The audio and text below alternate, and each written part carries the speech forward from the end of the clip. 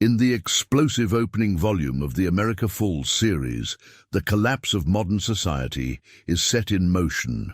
Amid economic meltdown, environmental catastrophes and political upheaval, everyday citizens find themselves thrust into a world where the old order has crumbled. As chaos reigns, a disparate group of survivors, each grappling with personal loss and disillusionment, must forge unlikely alliances to navigate the dangerous new reality.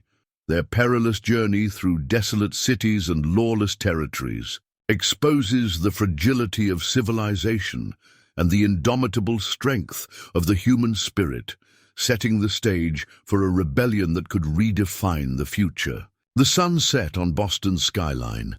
As Michael Ward stared out from his 27th floor apartment, the golden light reflecting off glass towers just as it had 4 decades.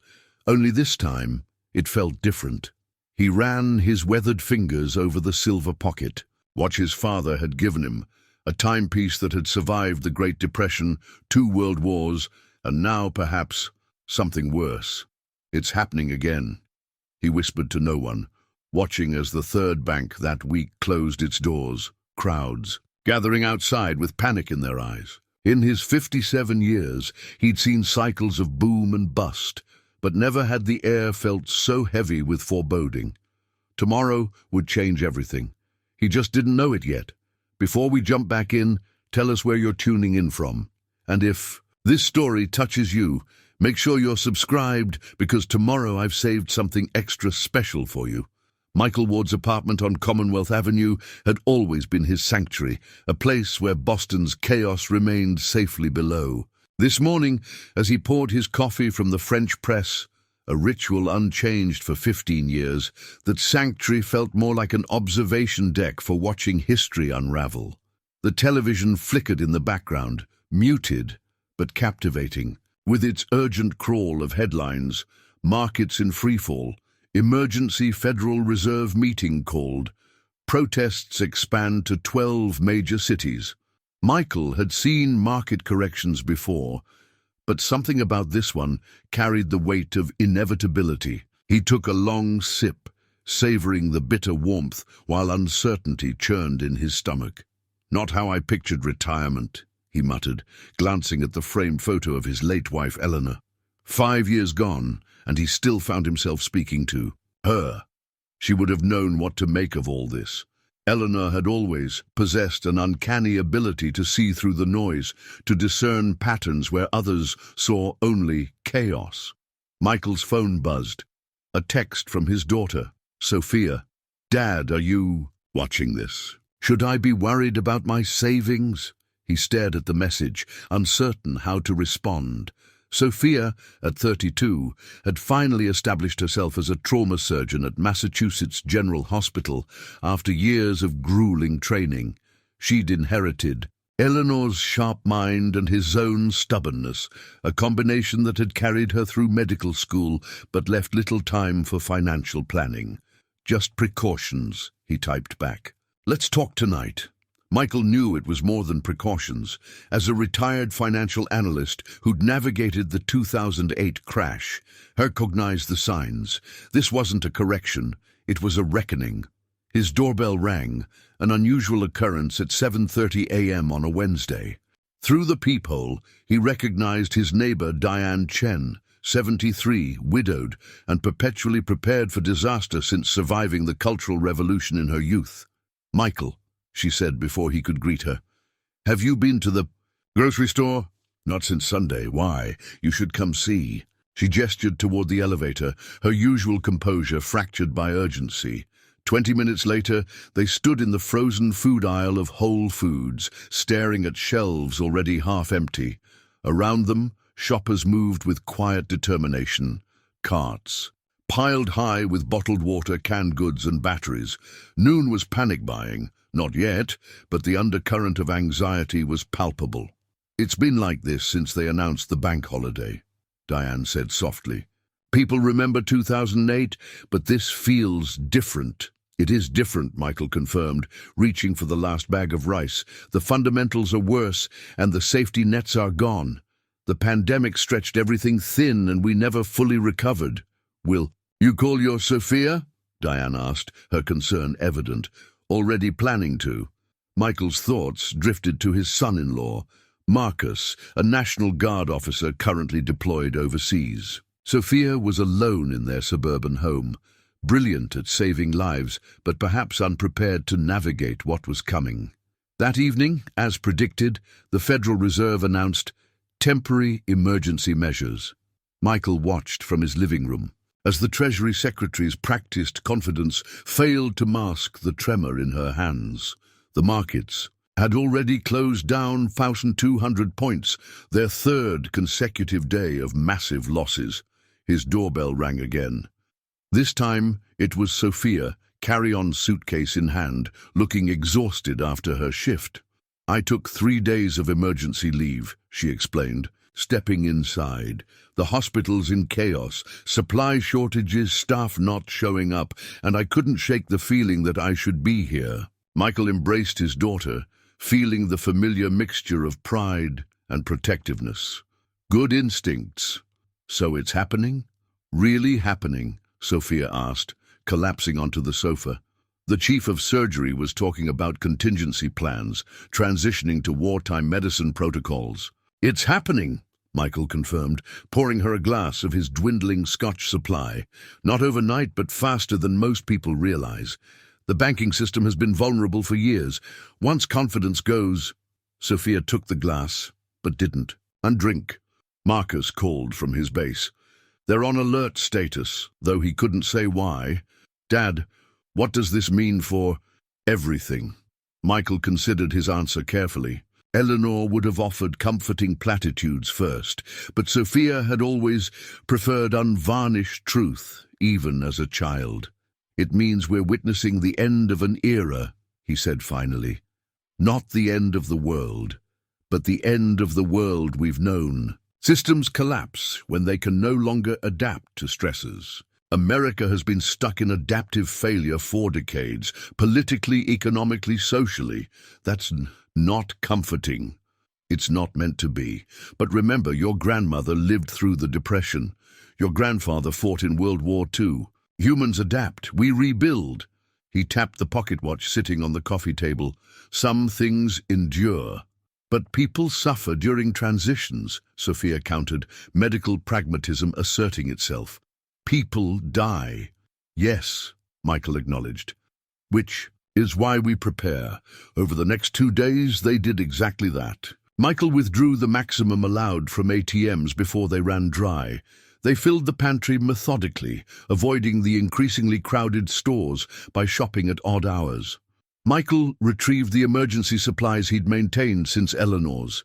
Cancer diagnosis had taught him the fragility of normal life: the generator, water purification tablets, first aid kits, preparations made not out of paranoia, but prudence.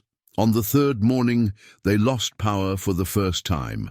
Just a rolling blackout, the authorities claimed, due to unprecedented demand. The internet followed hours later, connectivity becoming sporadic, then non-existent. Cell service degraded to text only. The information vacuum bred rumors that spread through the building. Martial law was imminent. The National Guard was being deployed to major cities. Canada had closed its borders. By evening, distant sirens became a constant backdrop to their preparations. From the window, Michael spotted the first tendrils of smoke rising from the financial district.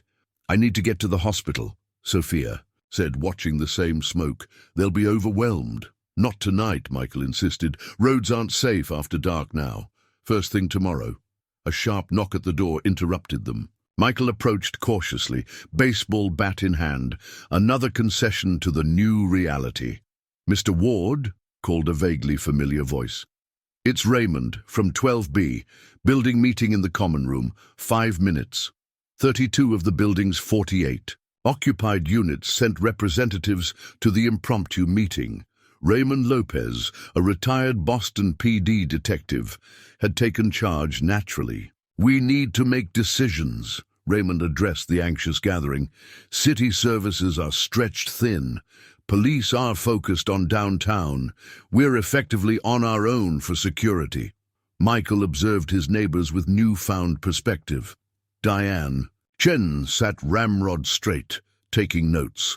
The Henderson twins from the 20th floor, former military by their bearing, nodded at Raymond's security assessment. Dr. Abernathy from 5A, still in scrubs, looked ready to collapse from exhaustion. These weren't just neighbors anymore. They were a community, suddenly crucial to one another's survival. "We need an inventory of skills and supplies," Michael spoke up. "Medical training, mechanical knowledge, security experience, and we need to pool perishables before they spoil in powerless refrigerators." To his surprise, the group looked to him expectantly. He hadn't meant to take a leadership role, but decades of crisis management in finance had trained him to think systematically under pressure. "I can coordinate medical needs," Sophia offered, "but I'll need to split time between here and my hospital." Raymond nodded. "We'll need to establish communication protocols, security shifts. The Henderson brothers and I can handle security assessments." As the meeting progressed, Michael realized they were witnessing something remarkable. The spontaneous reformation of community from the fragments of an individualistic society. People who had lived as strangers behind identical doors for years were suddenly rediscovering the ancient human instinct for collective survival. By midnight, they had a rudimentary plan. The building, with its emergency generator, central location, and defensible entrances, would serve as their base. Teams were established for security, resource management, and medical care. Tomorrow would bring scavenging, missions to nearby stores whose owners had abandoned ship. As Michael and Sophia returned to their apartment, the skyline was punctuated by more fires, their glow reflecting off-low clouds, creating an eerie false dawn. "Dad," Sophia said softly, "I need to tell you something. I tried calling Marcus's base again. Nothing's going through now. And she faltered. "I think I might be pregnant, early, but the test was positive last week." Michael felt the world shift beneath him. A grandchild, Eleanor's grandchild, a new life promised amid the death of annulled order. "Does Marcus know?" "Not yet. I was waiting to be sure." Tears welled in her eyes. "What kind of world am I bringing a child into?" Michael placed his hands on her shoulders. "The same world humans have always navigated, uncertain, dangerous, and full of possibility. But this child will have something special." "What's that?" "A mother who saves lives, a father who protects, and a grandfather who remembers." As if in response, the building's emergency lights flickered once, twice, and then stabilized. A small victory against the encroaching darkness. Michael gazed out at his transformed city, where fires now burned freely and distant gunshots occasionally punctuated the night. The America he had known was falling away, but something would rise in its place. History wasn't ending. It was accelerating. In the dim glow of emergency lighting, Michael removed the antique pocket watch from his pocket, its weight reassuring in his palm. The inscription inside the cover had guided 3 generations of his family, through darkness to light. Now it would guide a 4th. On the rooftop garden, where they'd gone for a momentary escape from the close air of the apartment, Michael and Sophia stood in silence. Below them, Boston, a city that had witnessed revolution before, was transforming once again. The old institutions were failing, but human connection remained. That, Michael reflected, watching his daughter's determined profile against the chaotic horizon, might be enough to build upon when morning came. "Rest tonight," he told her, his voice steady despite the uncertainty gnawing at him. "Tomorrow we adapt." Day 5 of what people had begun calling the Cascade dawned with a different quality of silence. No distant trafficum, no aircraft. Overhead, just the occasional pop of gunfire from the direction of downtown Boston. Michael woke before sunrise, his body still trained to the rhythms of a world that no longer existed. Sophia was already up, staring at her phone in the kitchen. "Anything?" Michael asked, knowing the answer before she shook her head. "Just emergency broadcasts. They're saying it's temporary, that essential services will be restored imminently."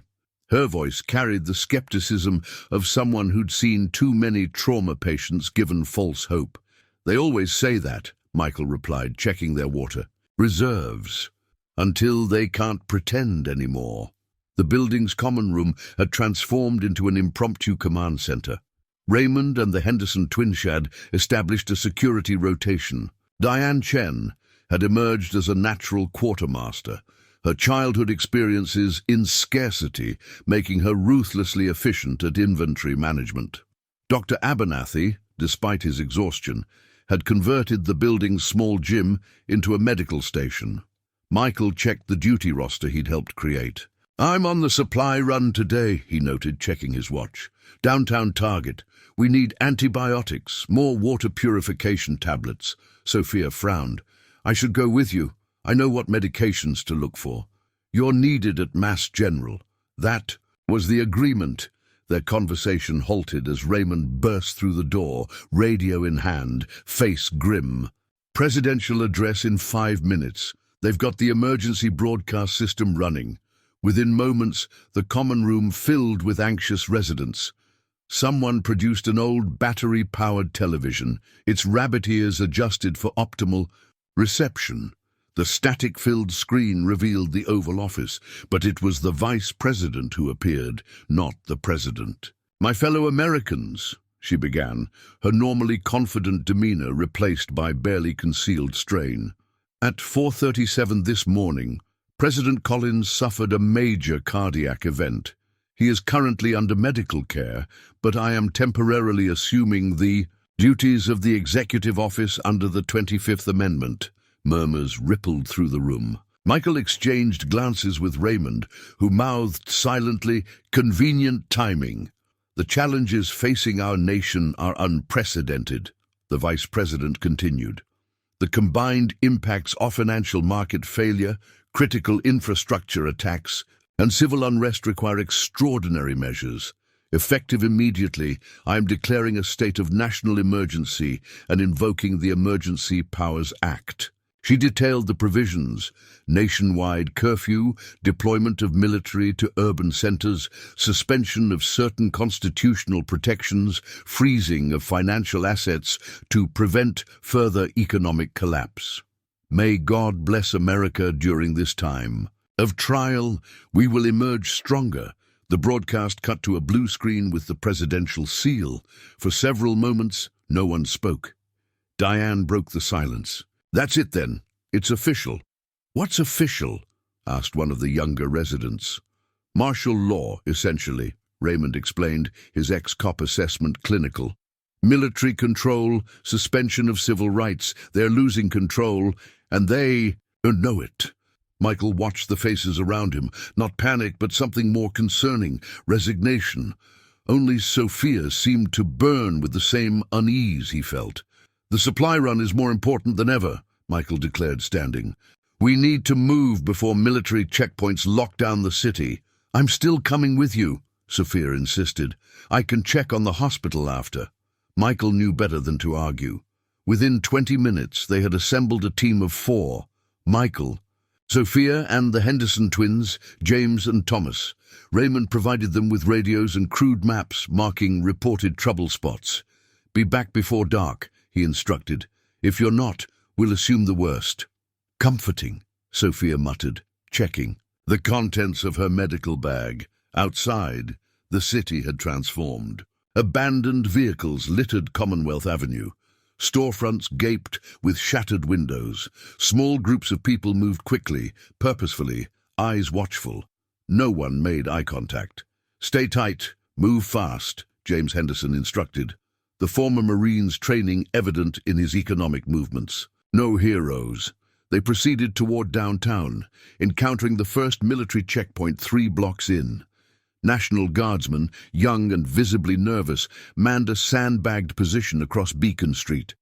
"Official business only," barked the sergeant. As they approached, weapon not quite pointed at them but not pointed away either, Thomas stepped forward, producing his veteran's ID. "Medical supply run for civilian aid station," he explained, gesturing to Sophia's scrubs and credentials. "Mass General Surgeon, authorized personnel." The sergeant hesitated, then waved them through with a warning. "Be back before curfew. We're authorized to use necessary force after dark." Sophia waited until they were out of earshot. That was too easy. "They're spread thin," Thomas explained. "Guardsmen, not regular army. Most have civilian jobs, families they're worried about. They're following orders, but their hearts aren't in it." The Target superstore loomed ahead, its entrance partially blocked by overturned shopping carts. Inside, the cavernous space was eerily lit by emergency lighting and the few skylights that punctuated the ceiling. They weren't the first Toskavenge. Here, the food aisles were decimated, but the pharmacy section remained relatively intact behind its security shutters. "Locked," James observed, testing the metal barrier.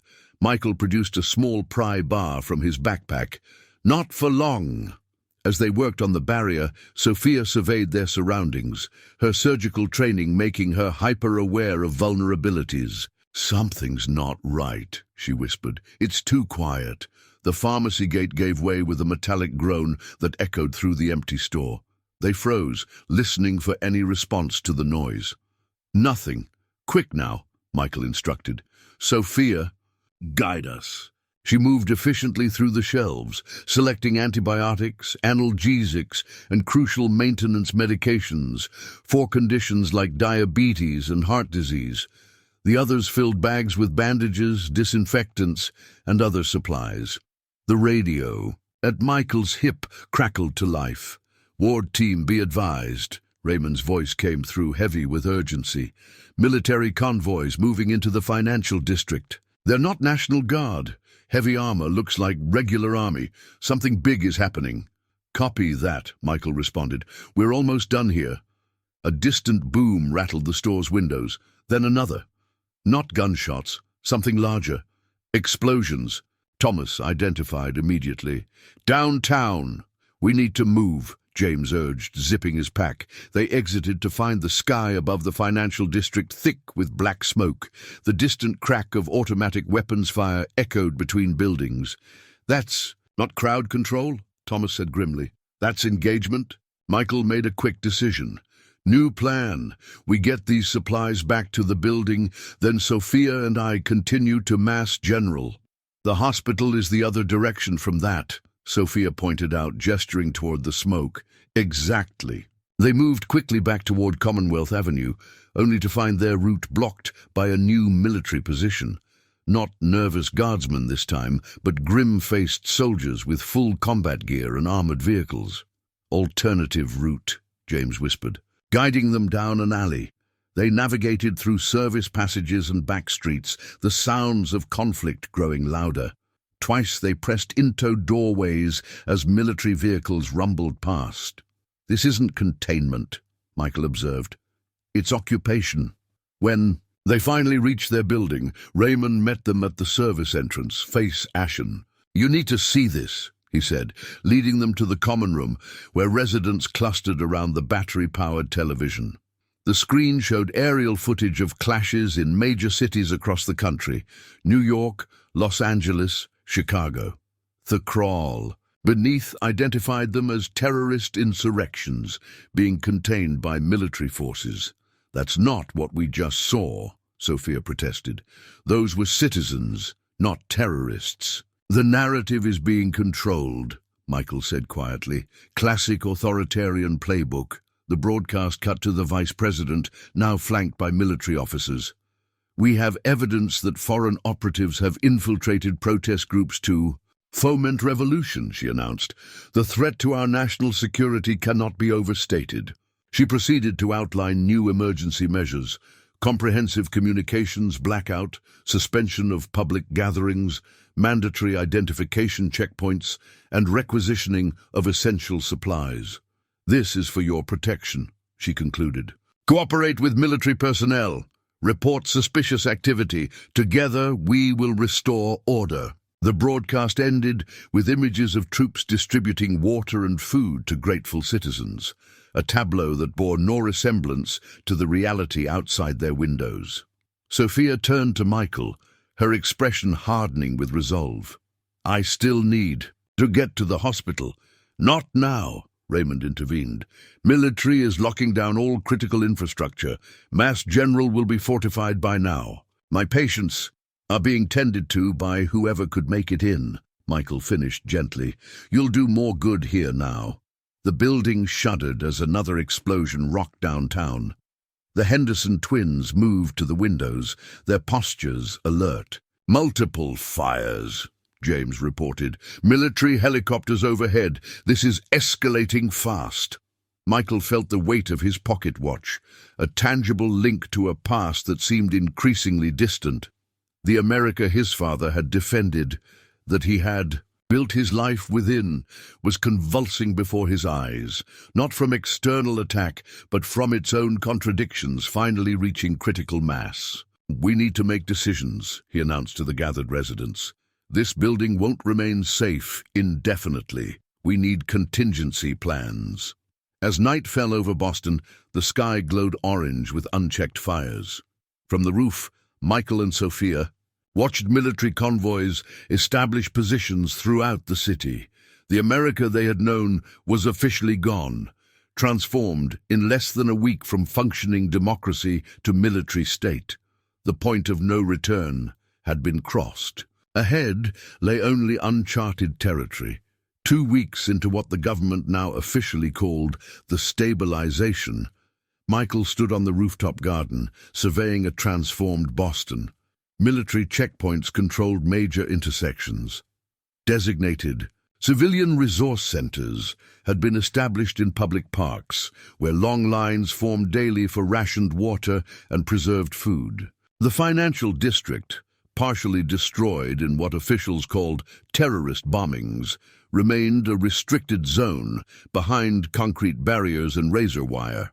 He lifted his binoculars, focusing on Massachusetts General Hospital in the distance. Sophia hadn't stopped worrying about her colleagues and patients, though communication with the facility remained impossible. Military vehicles surrounded the complex, allowing only authorized personnel to enter or exit. "Any change?"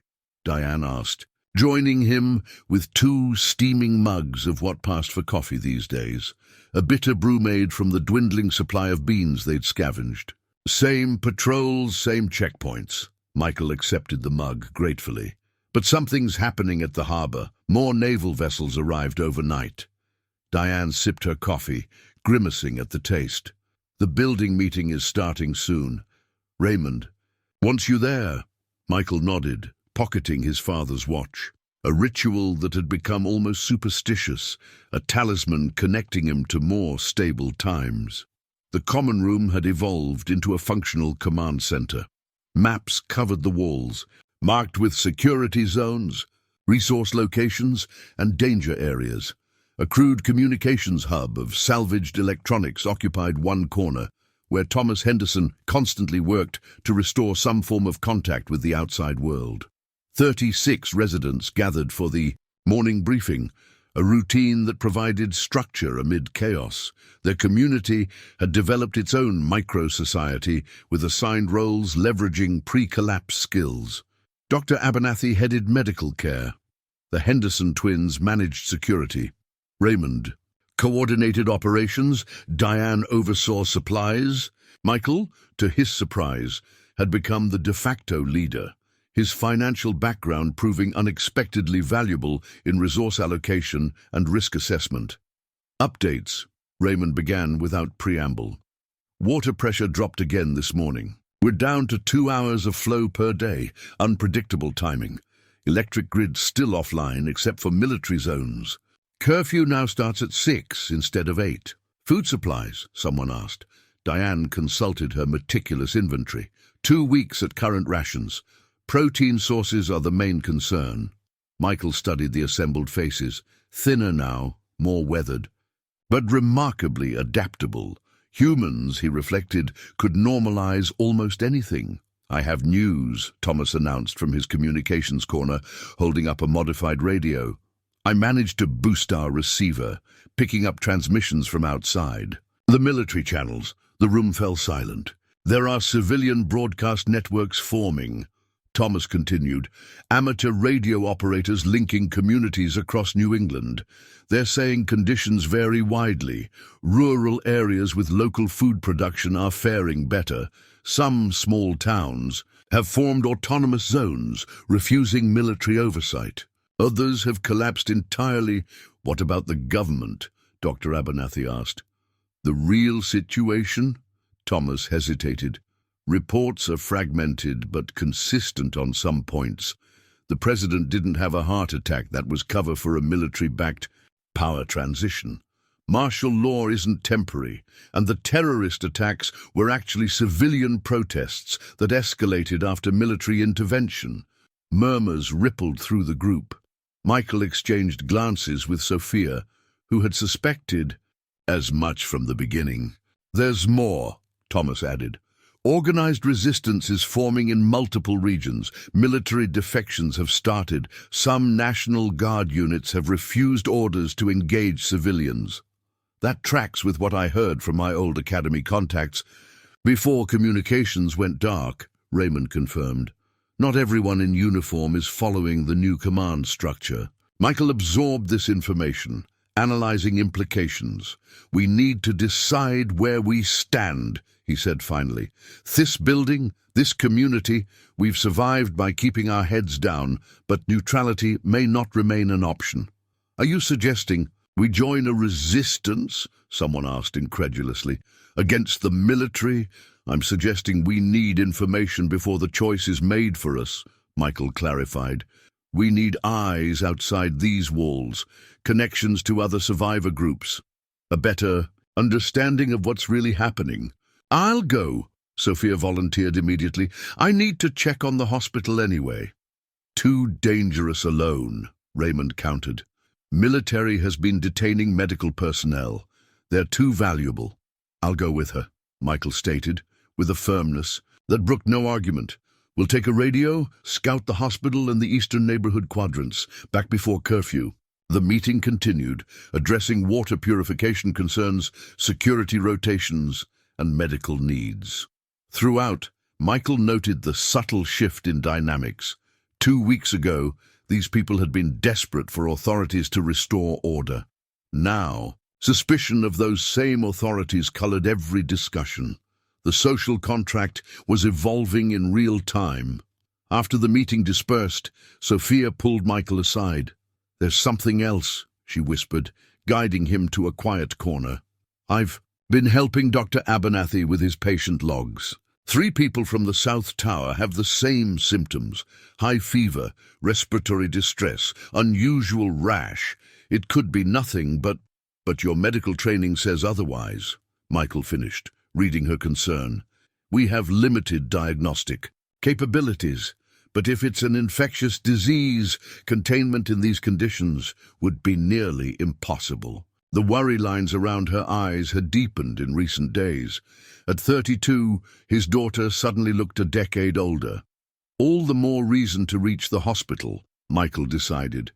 "We need antibiotics, proper testing equipment."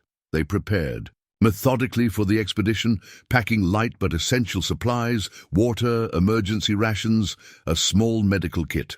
James Henderson provided them with crude weapons: a baseball bat for Michael, a hunting knife for Sophia. In this new world, leaving unarmed was unthinkable. They departed through the service entrance, avoiding the main lobby where military patrols occasionally conducted wellness checks, thinly veiled searches for weapons or contraband. Outside, morning light revealed a city in suspended animation. Nature had begun reclaiming streets. Weeds pushed through cracked pavement, and birds nested in abandoned vehicles. The human presence was furtive, cautious. Residents moved quickly between buildings, eyes down, attracting no attention. "Stay 3 blocks from main roads," Michael instructed, as they navigated through alleys and side streets.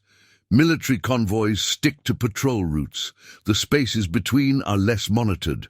They passed evidence of the new order, propaganda posters, promising stability through unity, and report dissidents, protect America in bold red and blue. Some had been defaced with spray-painted messages, lies and resist. At Copley Square they encountered their first civilian checkpoint. Not military, but a neighborhood watch with makeshift barriers. "State your business," demanded a haggard man with a shotgun across his knees. "Medical reconnaissance," Sophia answered, displaying her hospital ID. "Checking supply availability at Mass General." The man studied them suspiciously. "You with anybody? Government? Military?" "Commonwealth Avenue Survivor Community," Michael replied. "Independent." The man's posture relaxed slightly. "Be careful past Berkeley Street. Territorial dispute between military and some ex-cops who went rogue." "Firefight yesterday." "Thanks for the warning," Michael said, offering 2 precious batteries as payment for the information. Currency in the new economy. They skirted Berkeley Street, witnessing the aftermath of the mentioned conflict. Bullet-pocked. Buildings, bloodstains and pavement. Boston was fracturing into territories, the power vacuum filled by whoever possessed the will and weapons to claim space. As they approached the Charles River, they encountered more civilians. Small markets had formed in protected courtyards, people bartering goods and services beyond military oversight.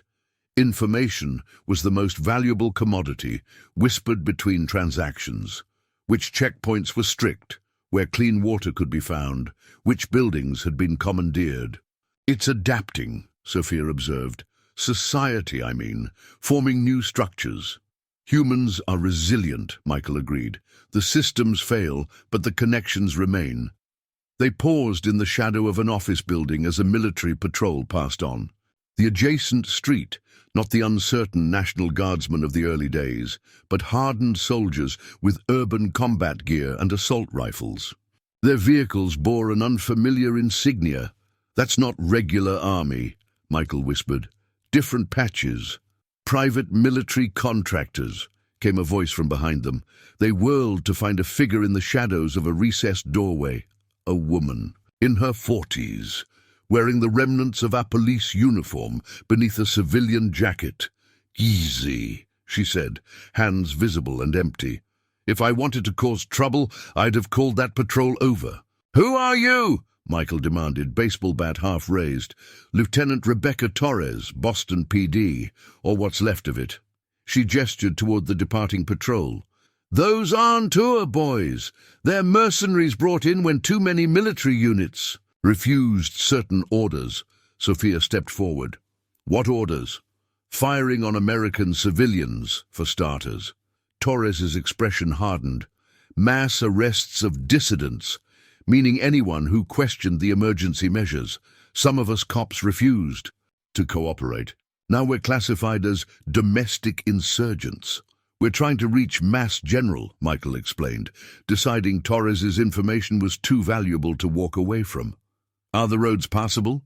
Torres gave a bitter laugh. "Hospital's been militarized. They're calling it resource protection, but it's a checkpoint for identifying and detaining medical personnel." She studied Sophia's credentials. "They'd grab you in a heartbeat, doctor. They need surgeons." "My patients," Sophia began, "are either dead, drafted into military service, or evacuated to FEMA camps outside the city," Torres interrupted bluntly. "You won't help them by getting captured. Then why are you still here?" Michael challenged. "Why not leave the city?" Torres's eyes flashed. "Because this is my home. Because what's happening isn't protection, it's occupation. And because some of us are doing more than just surviving." The implication hung in the air. Between them, resistance. "We should go," Sophia said quietly to Michael, but her eyes remained on Torres, questioning. "Wait." Torres reached into her jacket, producing a small ham radio. "Channel 16, midnight broadcasts. If you decide surviving isn't enough." She melted back into the shadows of the building before they could respond. They continued toward the hospital by a circuitous route, processing Torres's warning. From a safe vantage point 2 blocks away, they confirmed her assessment. Mass General had been transformed into a fortified compound, armed guards at all entrances, military vehicles in the parking lot, high-value personnel, and supplies under strict control. She was right, Sophia acknowledged, her voice hollow with disappointment. There's no getting in. Let's circle around to the east, Michael suggested. Check the supply routes at least. As they navigated the narrow streets of the North End, they encountered the most jarring evidence yet of societal breakdown, a public execution. In a small plaza, 3 figures knelt before a wall, hands bound behind their backs. A detachment of the private military contractors Torres had identified stood in formation, weapons raised. Michael pulled Sophia into a recessed doorway just as the shots rang out. Jesus, Sophia breathed, face pale. What the hell is happening to our country? They waited in stunned silence as the contractors loaded the bodies into a vehicle and departed. Only then did Michael notice the crude sign posted nearby. Consequence of insurrection. This isn't stabilization, Michael growled. It's terrorization. We need to get back, Sophia urged, visibly shaken. Tell the others what we've seen. Their return journey took them through residential neighborhoods where conditions varied dramatically. Some buildings had organized like their own, creating micro-communities with guards and systems. Others had been abandoned, their residents fled or forcibly removed. The disparities told a clear story. Those with resources, skills, and organization were adapting. Others were at the mercy of the new authorities. They arrived back at their building an hour before curfew, physically exhausted and emotionally drained. The community gathered eagerly for their report, faces falling as Michael described what they'd witnessed. So Mass General is inaccessible, Dr. Abernathy concluded grimly. We truly are on our own medically, and the military isn't here to help. Us, Raymond added, his ex-cop's assessment validated. They're here to control us. What about this Lieutenant Torres? James Henderson questioned. Could be a trap. I don't think so, Sophia responded. She had opportunities to betray us, if that was her intention. The debate continued into the evening. Whether to establish contact with Torres's group, whether to remain neutral or take sides in the escalating conflict. No consensus emerged, the community divided between self-preservation and moral imperative. Later, alone in their apartment, Michael found Sophia at the window, staring out at the darkened city punctuated by occasional fires. What are you thinking? He asked, though he already knew. I'm thinking about my baby, she said, hand resting on her still flat stomach. About Marcus, wherever he is. About what kind of world we're creating. Michael joined her at the window. And I don't think we can stay neutral. Not after what we saw today. Her voice strengthened with resolve. Those men they executed, they could have been anyone who spoke up. That could be us next week, next month. Michael felt an unfamiliar sensation rising in his chest. Not the weary resignation of recent weeks, but something sharper, more potent. Anger. Not just at the collapse, but at those exploiting it, reshaping America into something unrecognizable. Under the guise of protection, your mother would have known what to do, he said quietly. Eleanor never hesitated when it came to moral clarity. I know what she'd say, Sophia replied. She'd say we didn't survive just to witness injustice. We survived to fight it. At midnight, with most of the building asleep, Michael and Sophia sat with Thomas Henderson in the communications corner, the small ham radio tuned to channel 16, waiting. Static filled the room until precisely 12 hours, when a voice emerged, calm, clear, determined. This is the American Reclamation Network. We are not terrorists. We are not insurgents. We are citizens fighting to restore constitutional governance and human dignity. If you can hear this message, you are not alone. The light of liberty still burns. The broadcast continued with news, suppressed by official channels, successful resistance in rural communities, military defections increasing, international response to the American crisis. It concluded with a simple message: tomorrow is determined by our choices today. Channel 19 for response, 30 seconds after broadcast end. When the transmission ended, Thomas looked to Michael and Sophia. Do we respond? Michael thought of the pocket watch in his hand, of his father who had fought fascism abroad, of his late wife who had never tolerated injustice, of his daughter carrying new life amid destruction, of the execution they'd witnessed, of the country he'd known slipping away. Yes, he said firmly, we respond. As Thomas switched to Channel 19 to transmit their location and situation, Michael felt the weight of decision. Their community's days of neutrality were ending. Survival alone was insufficient.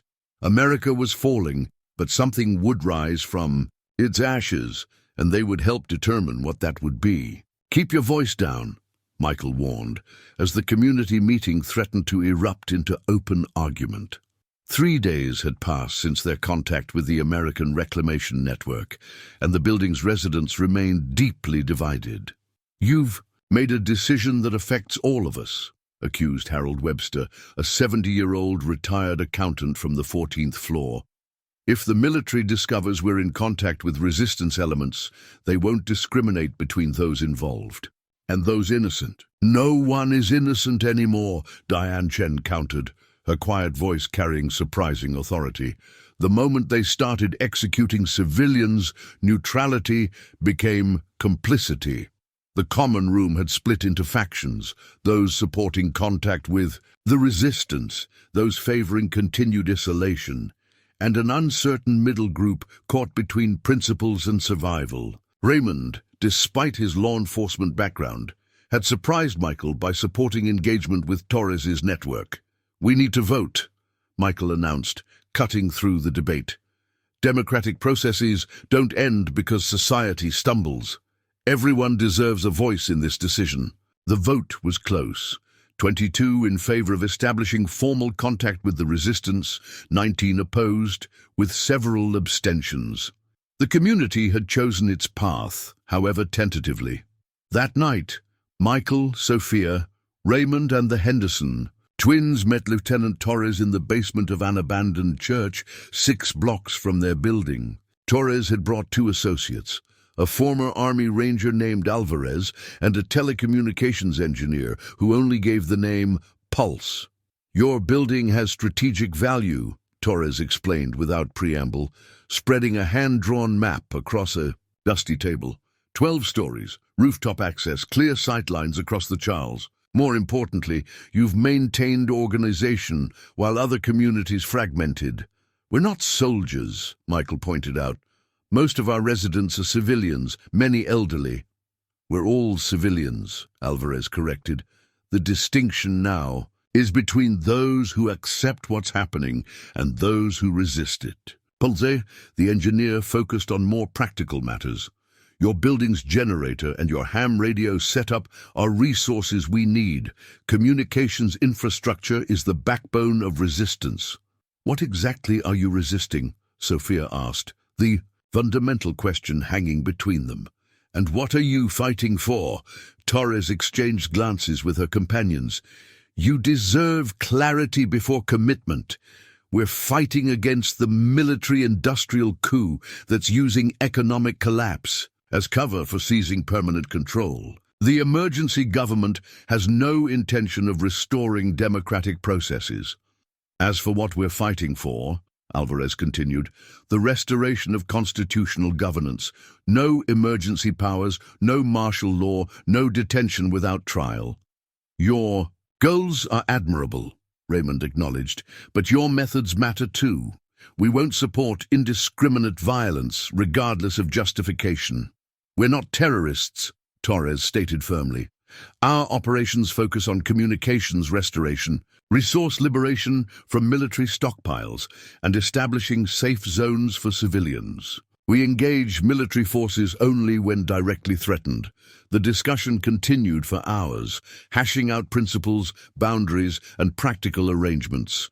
By midnight, they'd reached a tentative agreement. The Commonwealth Avenue building would serve as a communications relay point and medical support station for resistance operations. In exchange, the resistance would provide additional supplies, security intelligence, and evacuation routes if the building became compromised. Upon returning, they briefed the community on this new alliance. Even those who had voted against engagement recognized the practical benefits. Within 2 days, Torres's network had delivered promised supplies, including desperately needed antibiotics for the mysterious illness spreading in the South Tower. A week into this uneasy partnership, the first significant test arrived. Thomas Henderson's enhanced communications array intercepted military transmissions indicating a planned resource inspection of buildings in their sector. Euphemism for confiscation of supplies and identification of skilled personnel for conscription. "They'll be here tomorrow," Thomas reported grimly during an emergency meeting. "Full tactical team, armed inspection. They're specifically targeting medical supplies and communication equipment." Sophia exchanged worried glances with Dr. Abernathy. "If they find our medical station, they'll take everything. The South Tower patients won't survive without treatment." Raymond's experience provided crucial insight. These inspections follow patterns. They check common areas thoroughly, do representative searches of selected apartments, but rarely have the manpower for comprehensive building searches. Michael considered their options. "We need to create concealed spaces, distribute critical supplies across multiple hiding spots, and present a convincing narrative of bare minimum survival." Through the night, the community transformed their building. Their most valuable supplies were hidden in maintenance passages, behind false walls, and in overlooked spaces. The medical station was dismantled, its equipment distributed to 5 separate locations. Communications gear was concealed in the elevator machinery room. Every resident prepared a consistent story about their desperate circumstances. The military inspection arrived at noon. 2 armored vehicles and 12 soldiers in full tactical gear, led by a stone-faced officer who introduced himself as Major. "Lawson, this is a routine resource assessment," he announced to the assembled residents in the lobby. "Cooperate fully, declare all supplies, and this will proceed without incident." Michael stepped forward as community representative. "We understand, Major. We'll provide whatever assistance we can, though I'm afraid we have little to offer." The inspection proceeded methodically. Soldiers inventoried the common areas, photographed residents, and selected 10 apartments for detailed searches. Michael accompanied the Major throughout, presenting their community as desperate but orderly, emphasizing their elderly residents and limited supplies. "Your organization is impressive," Major Lawson noted as they walked, his tone suggesting suspicion rather than admiration. "Most buildings in this sector have devolved into chaos." "We were fortunate," Michael replied carefully. "Many residents with complementary skills, good timing with supply acquisition before things deteriorated." The Major paused, studying Michael's face. "You know, Mr. Ward, we're establishing a civilian advisory council for this sector. Someone with your organizational experience would be valuable." The offer caught Michael off guard. A recruitment attempt, thinly disguised. "I'm honored, Major, but my responsibilities here require my full attention." "Consider it," Lawson pressed. "Cooperation with authorized governance structures brings privileges, enhanced rations, priority medical care, reliable utilities. At what cost?" The question escaped before Michael could censor himself. The Major's expression hardened almost imperceptibly. "There is no cost to patriotic cooperation, Mr. Ward. Only consequences for obstruction." The threat lingered in the air between them. Before Michael could respond, commotion erupted from the South Tower. shouting, then the crash of equipment. They rushed to find a soldier standing over Dr. Abernathy, weapon raised. The doctor knelt beside an overturned cabinet that had revealed medical supplies he was treating a patient with. Undeclared medical resources, the soldier reported to Major Lawson. Hidden behind false panel. The major surveyed the scene, his gaze settling on the patient, an elderly woman with the distinctive rash Sophia had identified weeks earlier. "This woman is infected," he stated flatly, stepping back. "Protocol Alpha for contagion scenarios." "She's not contagious," Dr. Abernathy protested. "We've contained Protocol Alpha," the major repeated, gesturing to his soldiers. "Quarantine and facility assessment." Michael watched in mounting horror as soldiers donned protective gear from their vehicles. Protocol Alpha was clearly a predetermined response, executed with mechanical efficiency. Barriers were established. Residents were segregated for examination. The elderly patient was removed on a stretcher, despite Dr. Abernathy's objections. "What are you doing with her?" Sophia demanded, medical authority evident in her stance, despite her civilian clothes. Major Lawson studied her with new interest. "You have medical training, not a question." Michael tensed as Sophia hesitated before answering. "Basic first aid," she lied. "I've been helping Dr. Abernathy." The major's eyes narrowed. "Your hands," he observed. "Calluses consistent with surgical instruments. You're a physician." Before she could respond, Raymond intervened. "Major, you've found some undeclared medical supplies used for treating our sick. We apologize for the oversight. What else do you require from our community?" The diversion partially worked. The major turned his attention back to the broader inspection, though Michael noted he signed a soldier to remain conspicuously near Sophia. The inspection continued for 3 more hours, more thorough than anticipated, but still missing their most critical hidden resources. When the military team finally prepared to depart, they took with them the exposed medical supplies, detailed records of resident identifications, and the elderly patient.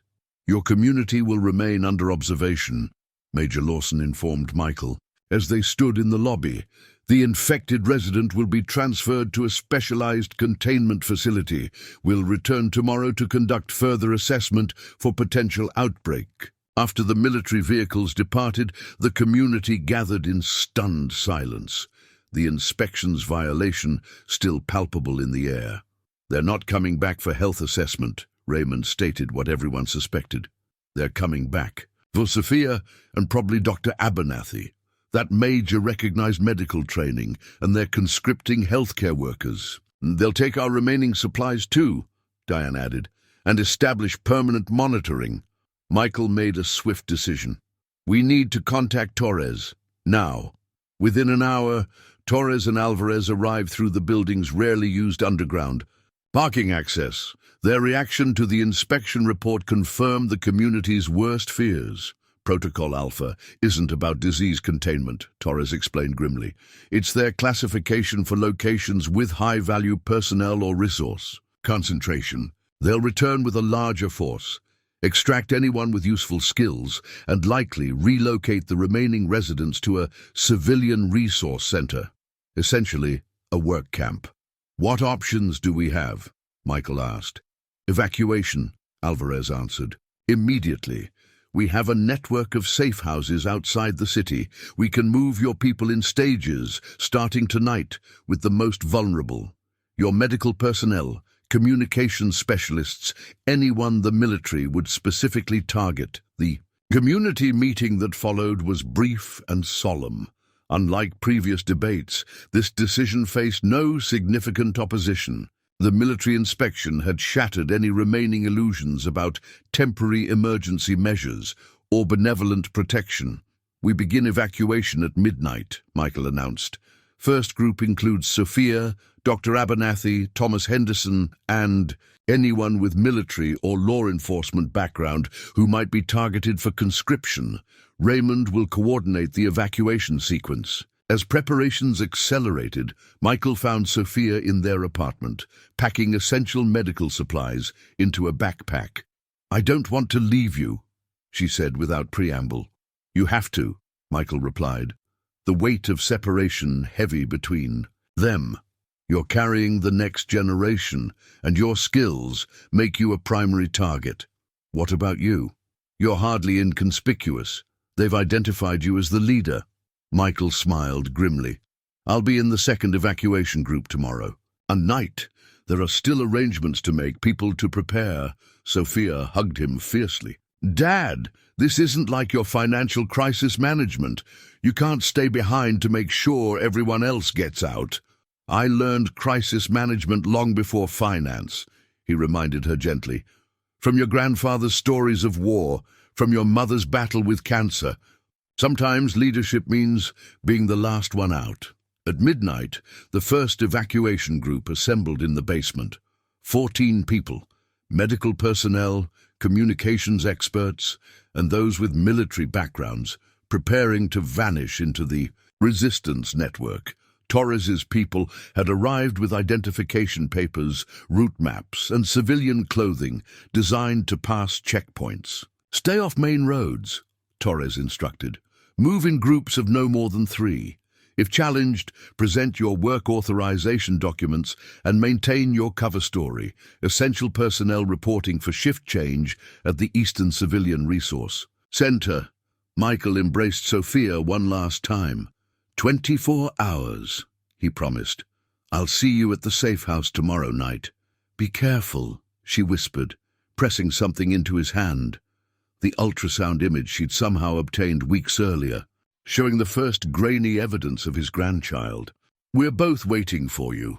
After the first group departed, Michael returned to the common room, where Diane, Raymond, and the remaining residents waited for updates. "First team away safely," he reported. "We start preparing the next group immediately. Elderly, residents, those with limited mobility, anyone who can't move quickly if we need to accelerate evacuation." "Michael," Raymond interjected, his expression grave, "there's something else. James Henderson returned from perimeter watch. Military is establishing new checkpoints on all streets surrounding our block. They're closing the net faster than we anticipated." The room fell silent as implications sank in. Their evacuation timeline had just collapsed. "How long until they're fully in position?" Michael asked. 2 hours, maybe 3. "They're bringing in more personnel, setting up barricades." Michael processed this information, years of crisis management experience crystallizing into clarity. "We move everyone now. No staged evacuation. Full community extraction through the basement route before they complete the perimeter." "That's over 30 people," Diane objected. "Some barely mobile. We can't move that many that quickly without detection." "We have no choice," Michael countered. "By dawn, this building will be a cage." The next 90 minutes passed in controlled chaos as the community implemented emergency evacuation procedures they'd rehearsed but never expected to execute.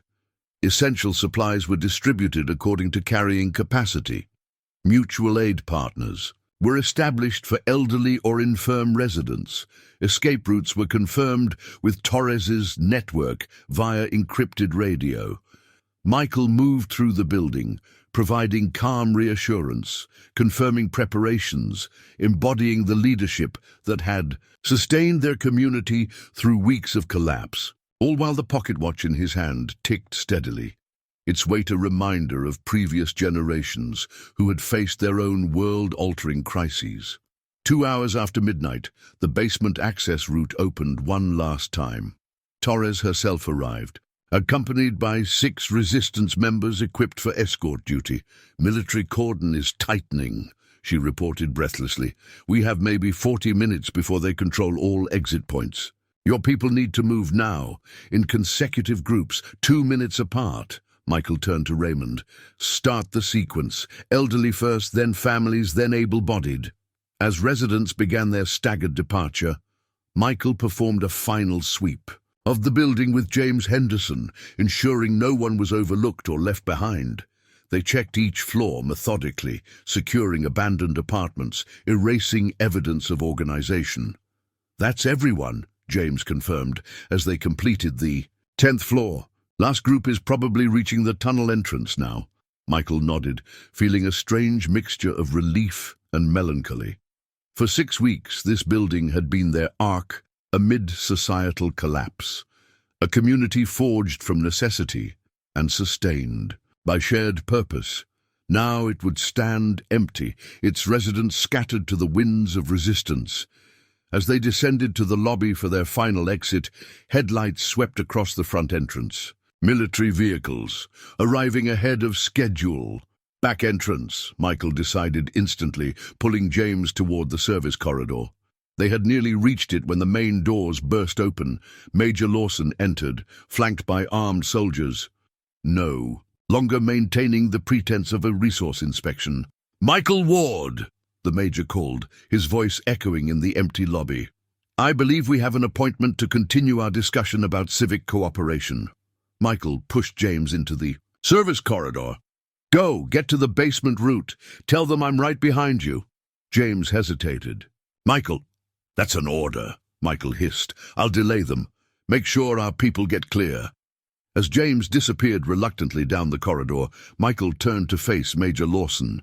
He straightened his posture, adjusted his jacket, and adopted the confident demeanor that had served him through decades of financial negotiations. "Major," he acknowledged with forced casualness, "you're earlier than expected for tomorrow's follow-up. Our residents are still recovering from today's disruption."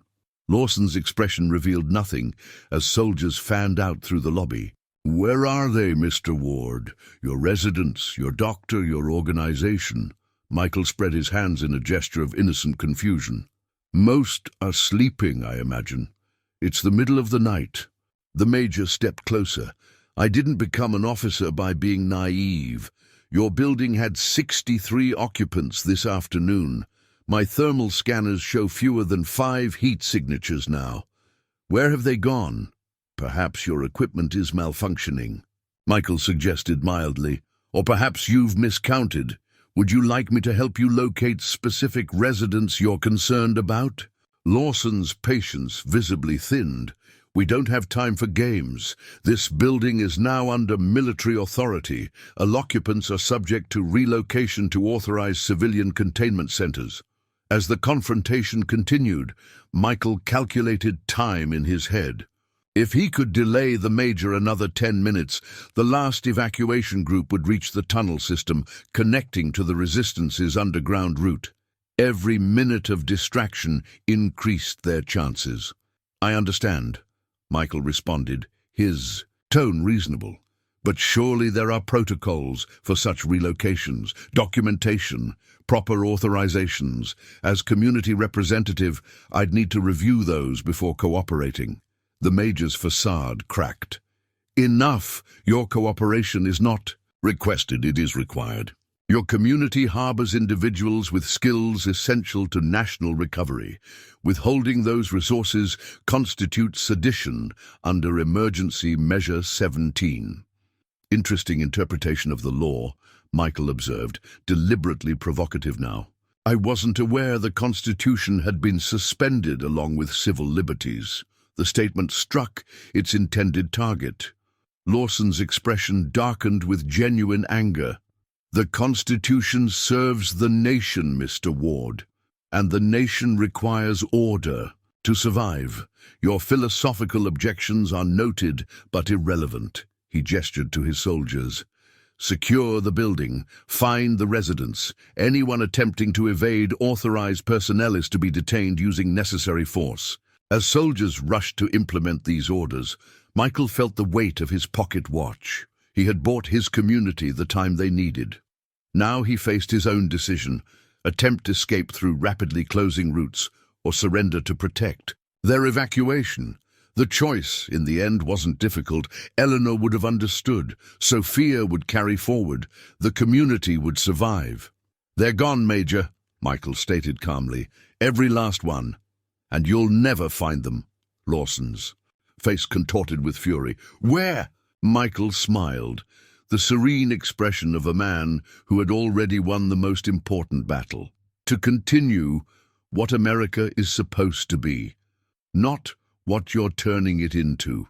As soldiers restrained him, Michael felt no fear, only the profound satisfaction of knowing that while America might be falling, its essence endured in communities of resistance forming across the fractured nation, including his own. Sophia crouched in the abandoned subway maintenance tunnel, straining to hear any update from the radio operator. 48 hours had passed since the community's emergency evacuation. Everyone had made it to the initial safe houses, except Michael. "Anything?" she asked, as Dawn, the resistance communications specialist, adjusted frequencies on her portable equipment. Dawn shook her head. "Still no confirmation. Our contact inside the detention center is maintaining radio silence. Could mean compromised channels or increased security." Sophia paced the confined space, the low ceiling forcing her to stoop.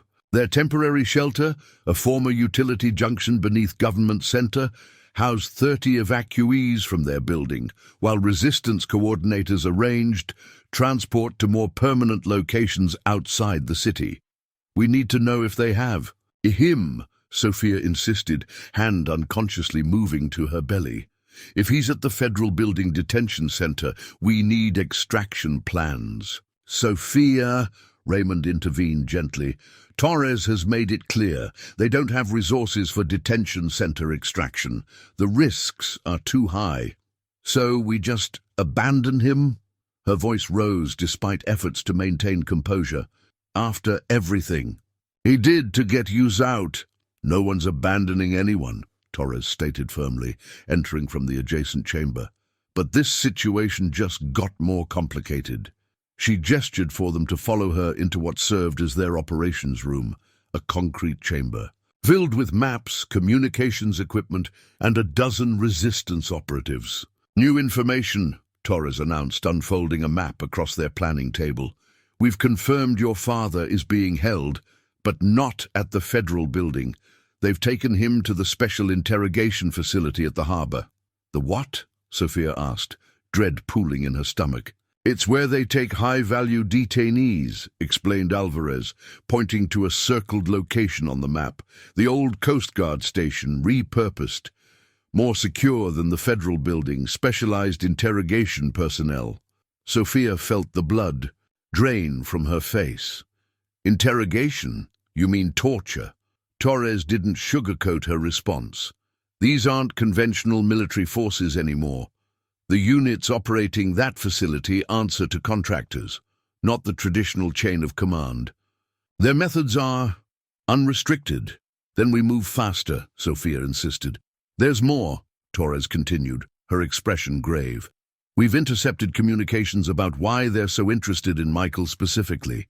It's not just his community. Leadership." She hesitated. "It's his background." "His background," Raymond echoed. "He was a financial analyst." "Not just an analyst," Torres corrected. "According to their intelligence, Michael Ward was Deputy Director of Financial Stability at the Federal Reserve's Boston branch until his retirement. He had high-level security clearance and direct knowledge of the financial system's vulnerabilities. The revelation hung in the air." Sophia stared at Torres in disbelief. Her father had always described his work as boring financial analysis. He'd never mentioned any senior role at the Federal Reserve. "That can't be right," she protested. "He would have told me." "Many government employees keep their exact positions confidential, even from family," Alvarez noted, "especially sensitive roles." "Either way," Torres continued, "they believe he has information, access codes, protocols, contingency plans that survived the collapse, and they want it badly enough to take him to their highest security facility." Sophia struggled to reconcile this new information with the father she'd known her entire life, the quiet, methodical man who collected vintage watches and read history books, a senior Federal Reserve official with security clearance. "This actually makes sense," Raymond said slowly.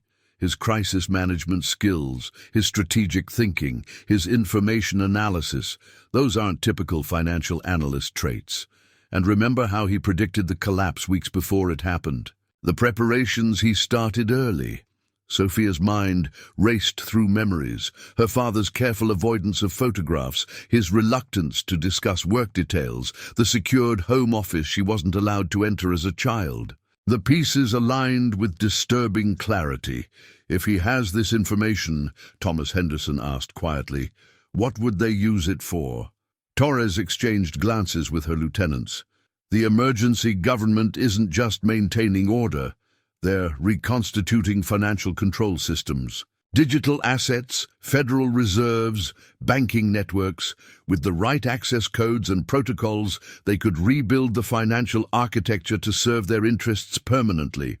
Total control, Raymond translated. Economic, physical, informational. We need to get him out, Sophia stated firmly. Not just because he's my father, but because whatever information he's can't fall into their hands. Torres sighed, the weight of leadership evident in her posture. Sophia, I understand your concern, but an assault on that facility would be suicide. It's heavily guarded, positioned on the water for limited access routes, and designed specifically to prevent extraction. There must be something. Sophia began. The radio crackled urgently. Dawn answered, her expression shifting from concentration to alarm as she listened to the transmission. What is it? Torres demanded.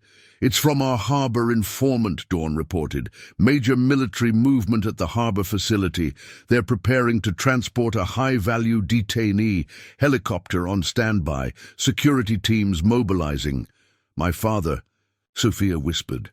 They're moving him, Alvarez confirmed grimly, probably to their primary interrogation center outside the city. When?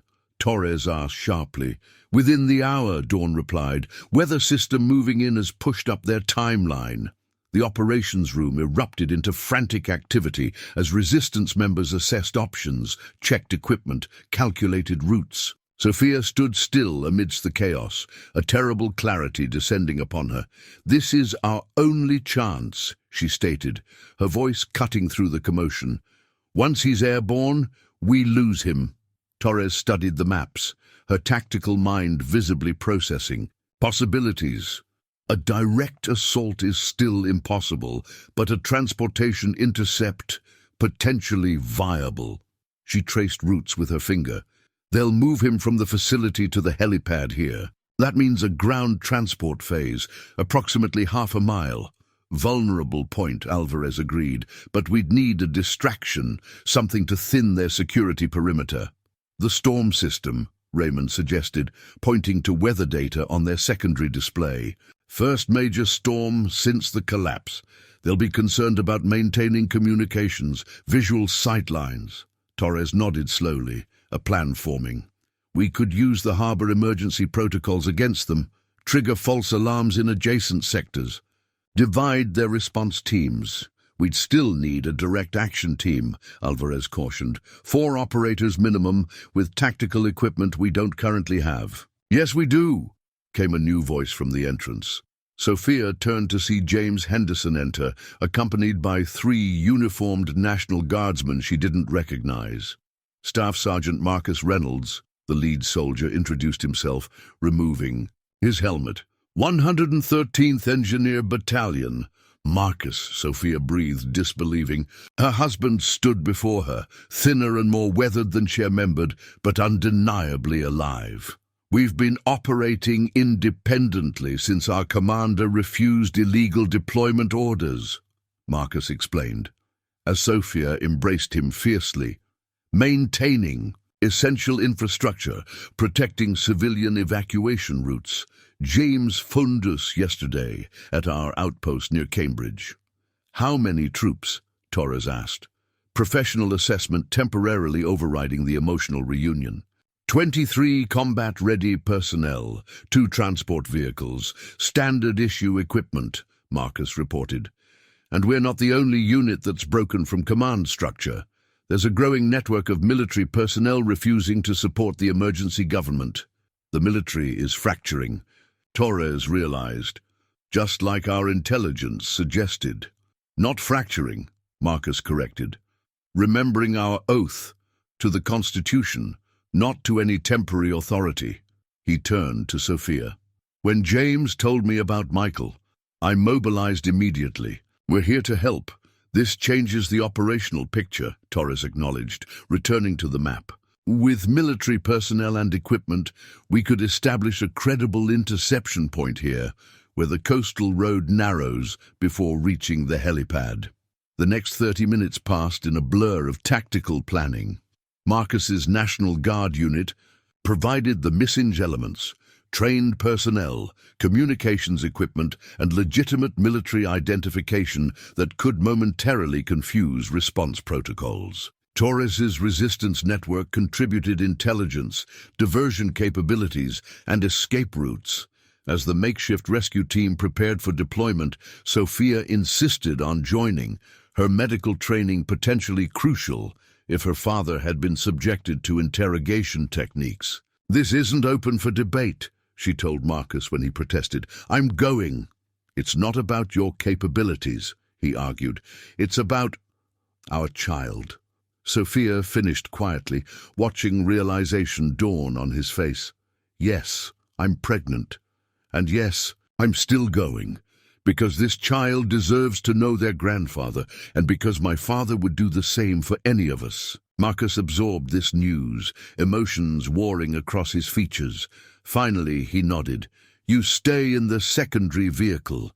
Medical support only. Promise me." "I promise," she agreed, knowing this compromise was necessary. "But we're bringing him home." As the extraction team made final preparations, Torres pulled Sophia aside. "There's one more thing you should know," she said, her voice low. "Our intelligence about your father's position came from an unexpected source, Major Lawson." "The same officer who detained him?" Sophia asked incredulously. Torres nodded. "Apparently he's been feeding information to resistance networks for weeks. His cooperation became more direct after witnessing interrogation protocols at the harbor facility." "Why would he help us?" His message said, "This isn't the America I swore to protect." Torres shrugged. "Even among those enforcing the new order, conscience survives." This revelation stunned Sophia. The neat categories of ally and enemy had been blurred from the beginning, but this suggested something more profound. The emergency government's authority was corroding from within. As they moved toward the waiting vehicles, the radio crackled once more. Dawn's expression transformed as she listened to the incoming transmission. "Change in situation," she announced. "Major military movement at the harbor. Explosions reported. Emergency protocols activated." She pressed the receiver harder against her ear, straining to hear through static. "It's not us. Someone else hit the facility first." "Who?" Torres demanded. "Unknown," Dawn replied. "But reports indicate prisoners are being evacuated. Multiple helicopters responding." Sophia felt her heart rate spike. "We need to move now." "Agreed," Torres ordered. "Accelerate deployment. Our window is closing." As they rushed toward the vehicles, Sophia caught Marcus's hand. "Whatever happens, stay close. I just found you again." "Nothing could keep me away," he promised. "We're bringing your father home, and then we're focusing on our future." He placed his hand briefly over her stomach. "All of us." Sophia nodded, determination overriding fear. The America they had known was falling away, but a new truth had emerged from the chaos. Systems might collapse, but human connections endured. Family, community, principle. These were the foundations upon which any worthy future would be built. As their vehicles accelerated through darkened streets toward the harbor, lightning flashed across the horizon. Nature's own rebellion against the night. The storm that had hastened the enemy's plans now provided cover for their own. Sometimes, Sophia reflected, even the sky took sides. The harbor district loomed ahead, silhouetted against flashes of lightning. Rain hammered against the transport vehicle as it navigated debris-strewn streets, windshield wipers fighting a losing battle against the deluge. 1 minute to position, Marcus announced from the driver's seat, his military discipline evident despite the chaos. Communication check. "Team 2 in position." crackled the radio response from Torres's vehicle, hidden near the facility's southern approach. Sophia peered through the rain-streaked window, medical supplies secured beside her. The harbor facility, formerly Coast Guard, now military intelligence, rose like a fortress on the peninsula. Even through the storm, she could see the compound was in disarray. Emergency lights flashed erratically. Personnel rushed between buildings. Black smoke rose from the eastern section, quickly dispersed by howling winds. "Something significant happened before we arrived," observed Alvarez from the seat behind her. "This isn't standard protocol, even for prisoner transport."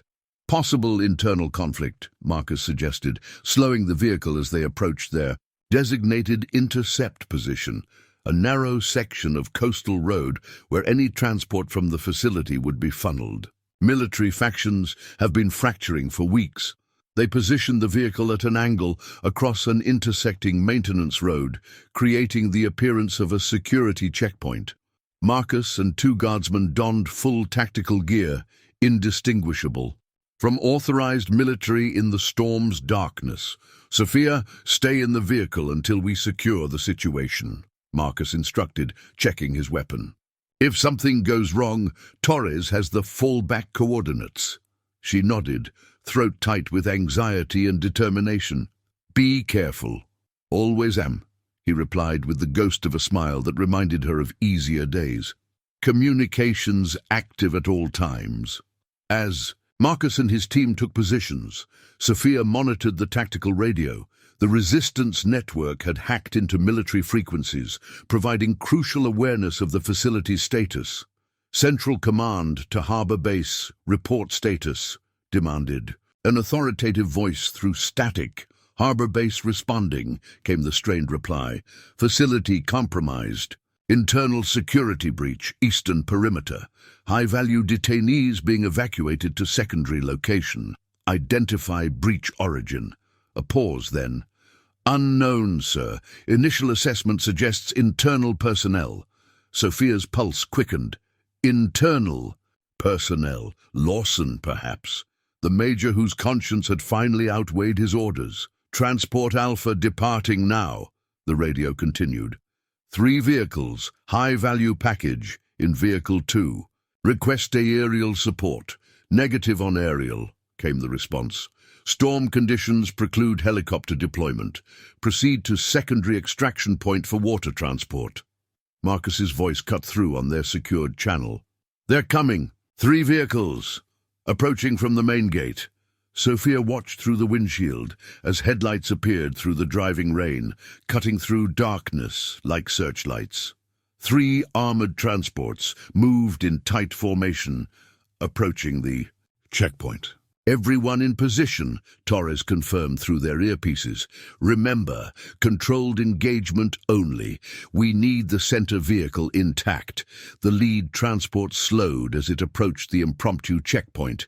Marcus stepped forward, rainwater cascading from his helmet, every inch the authorized military officer conducting routine security. Sophia held her breath as the driver's window lowered. Words were exchanged, inaudible over the storm's fury.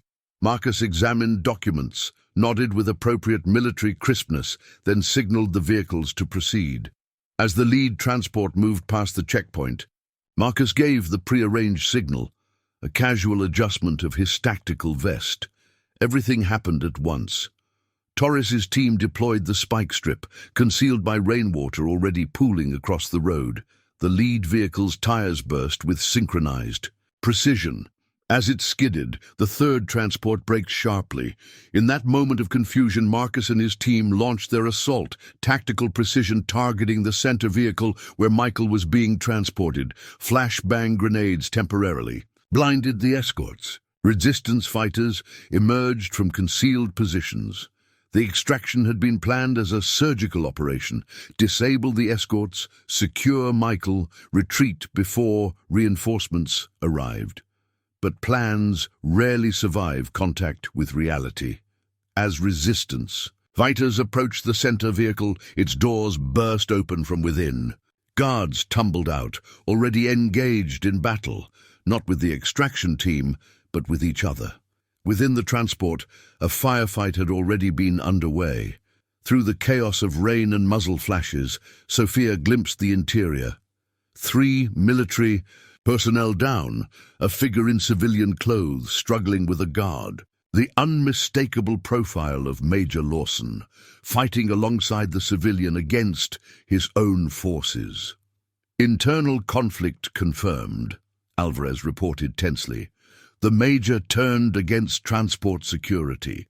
Marcus seized the momentary confusion, leading his team in a focused advance on the center vehicle. Torres's group secured the perimeter, preventing reinforcements from the other transports. Sophia watched, heart hammering, as Marcus reached the vehicle's door. A flash of lightning illuminated the scene with stark clarity. Her husband extracting a figure from the transport, supporting him as they moved toward their vehicle. Her father, alive. Training overcame emotion as Sophia prepared the medical area. Even from a distance, she could see Michael needed immediate attention. His gait was unsteady, supported primarily by Marcus. His clothing was stained dark in patches that might be blood. "Incoming!" shouted Torres suddenly. "East perimeter!"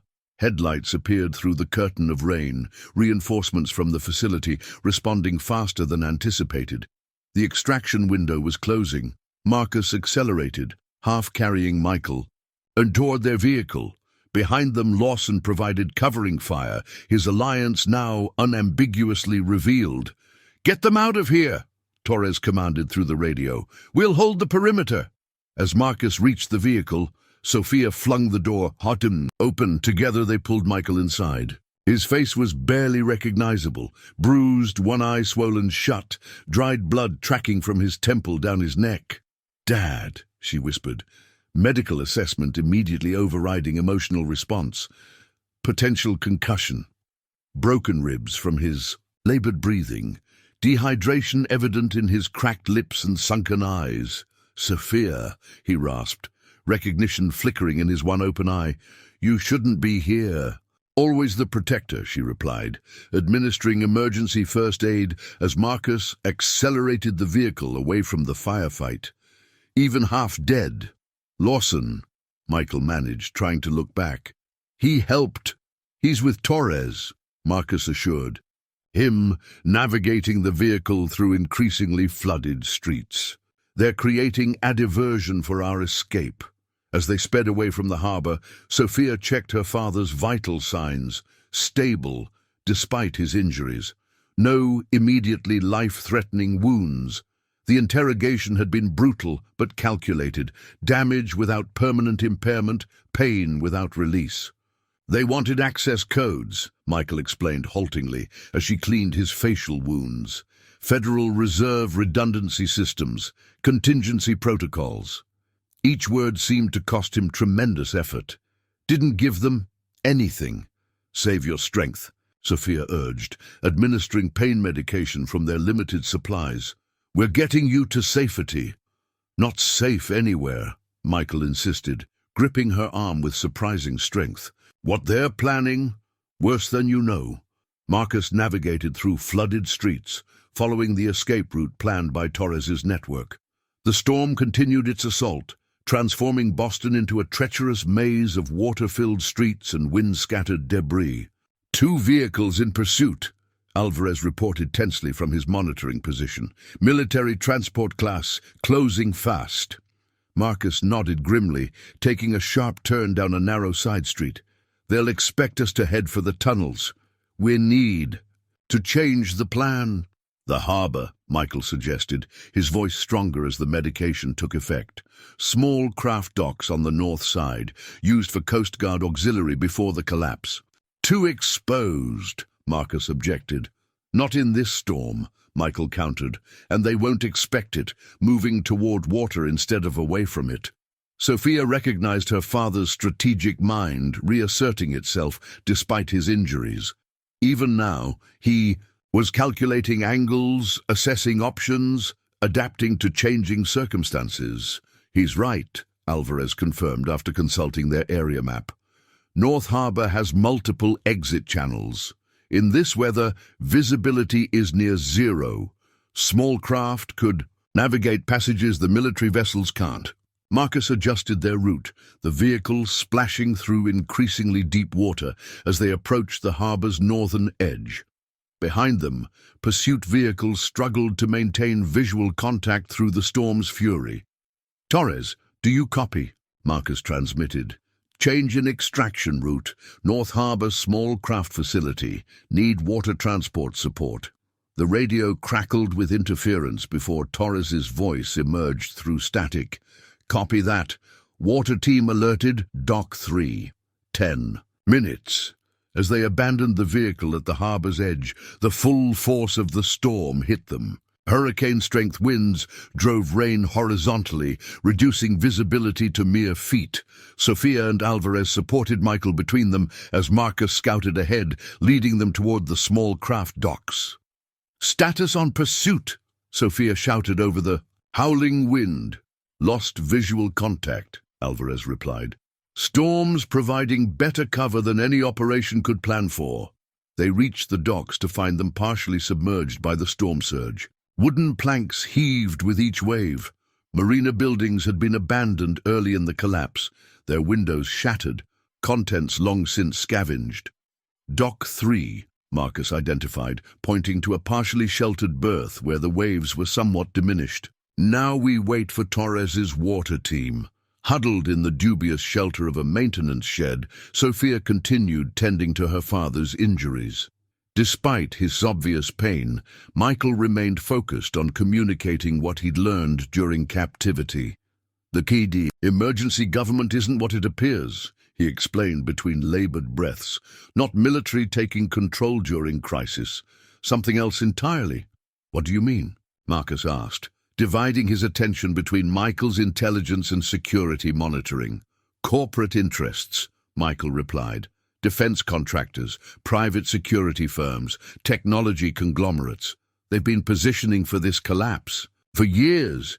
The military is just their enforcement arm, and many officers don't even realize who's actually giving the orders."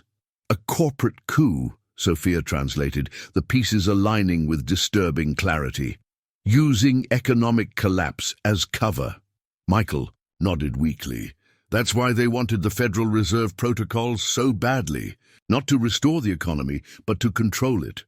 Permanent emergency powers, privatized governance, democracy replaced by corporate efficiency." "How do you know all this?" Alvarez asked, the question that had lingered since Torres's revelation about Michael's background. Michael attempted a painful smile. "I wasn't always a boring financial analyst, senior financial stability operations at the Boston Federal Reserve. Part of my job was modeling potential collapse scenarios, creating contingency plans." His expression darkened, "including identifying potential exploitation vectors by private interests." "You saw this coming," Sophia realized. "Not specifically," Michael clarified, "but the vulnerability patterns were clear. When the actual collapse began, I recognized the signatures, too coordinated to be coincidental, too comprehensive to be natural market failure."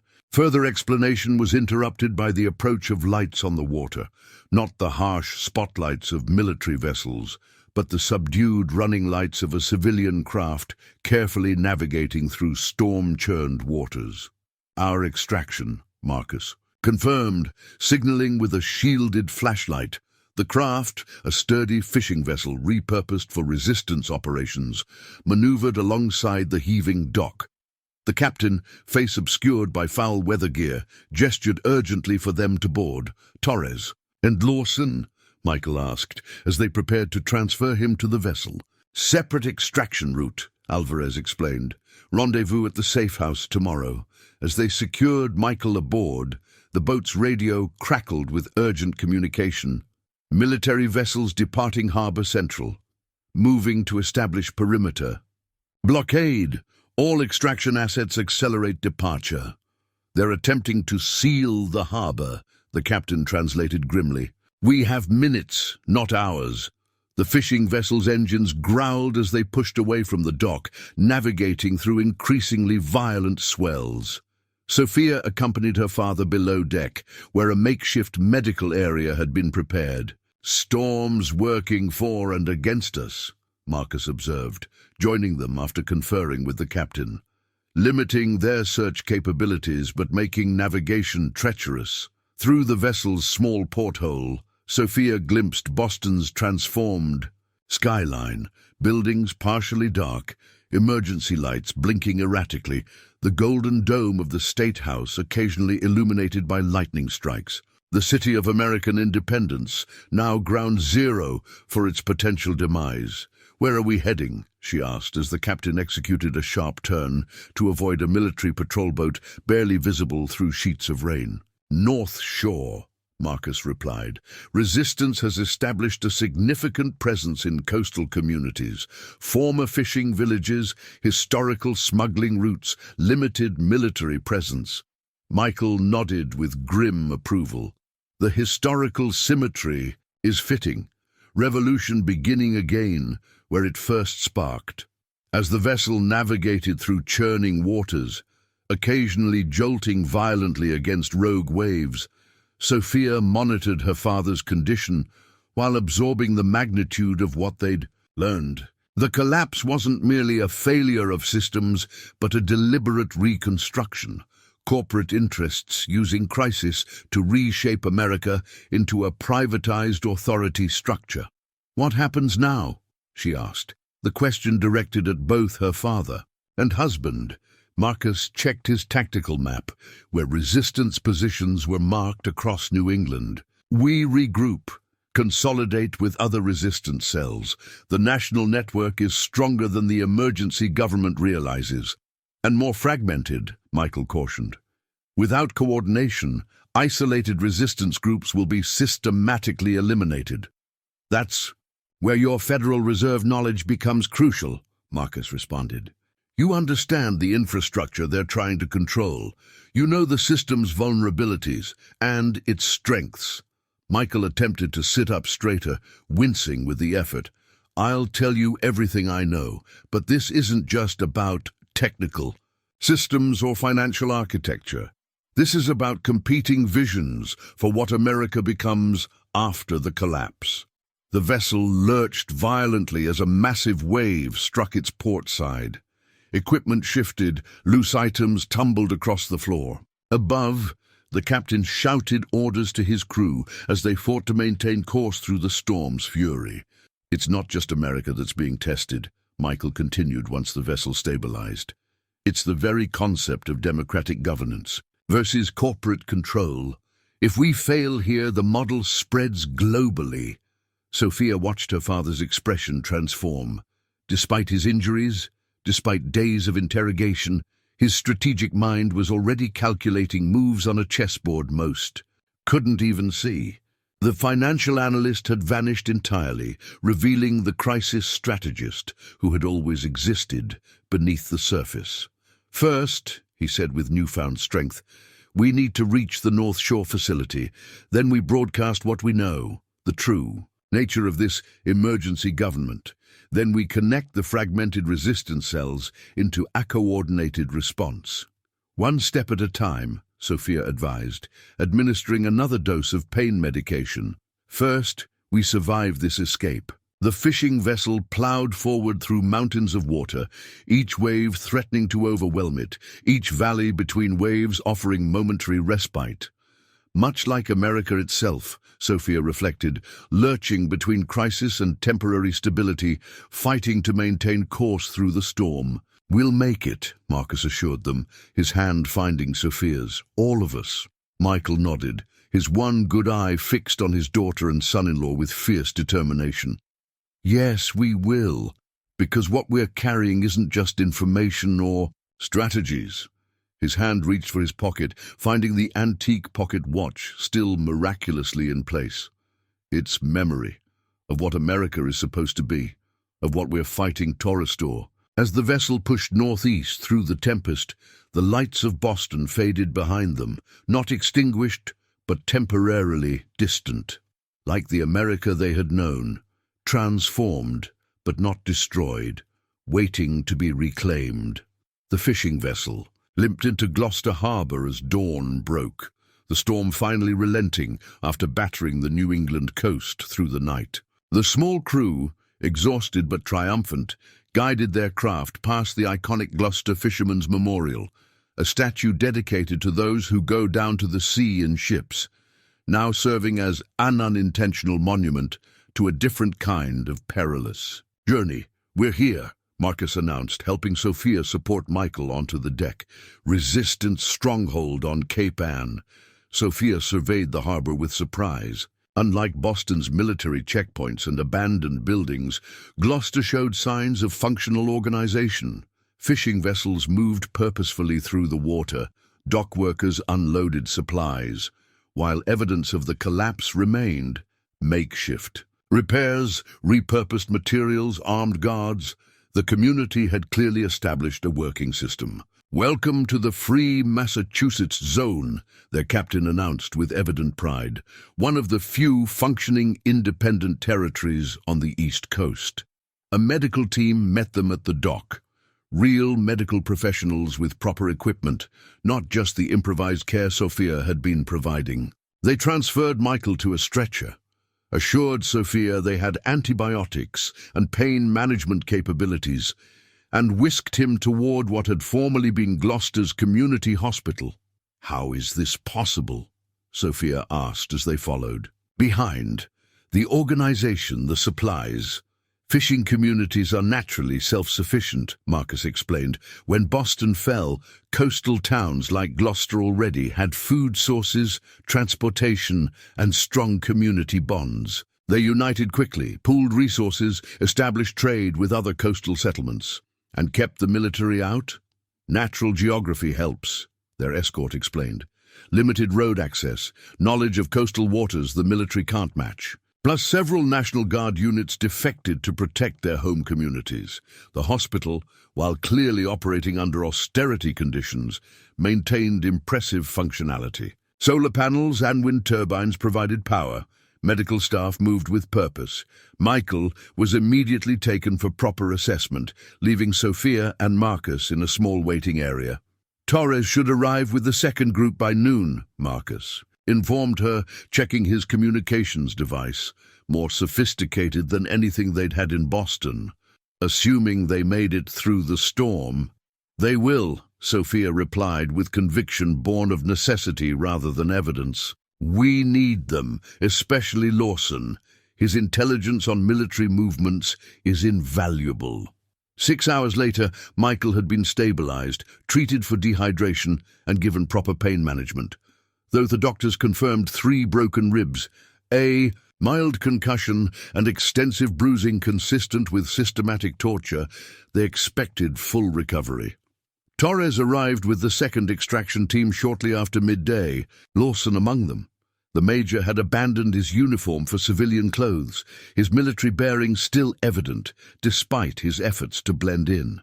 By evening, they gathered in Gloucester's Emergency Operations Center, formerly the Town Hall, now transformed into Resistance Headquarters. Maps covered the walls, communications equipment hummed continuously, and regional coordinators monitored developments across New England.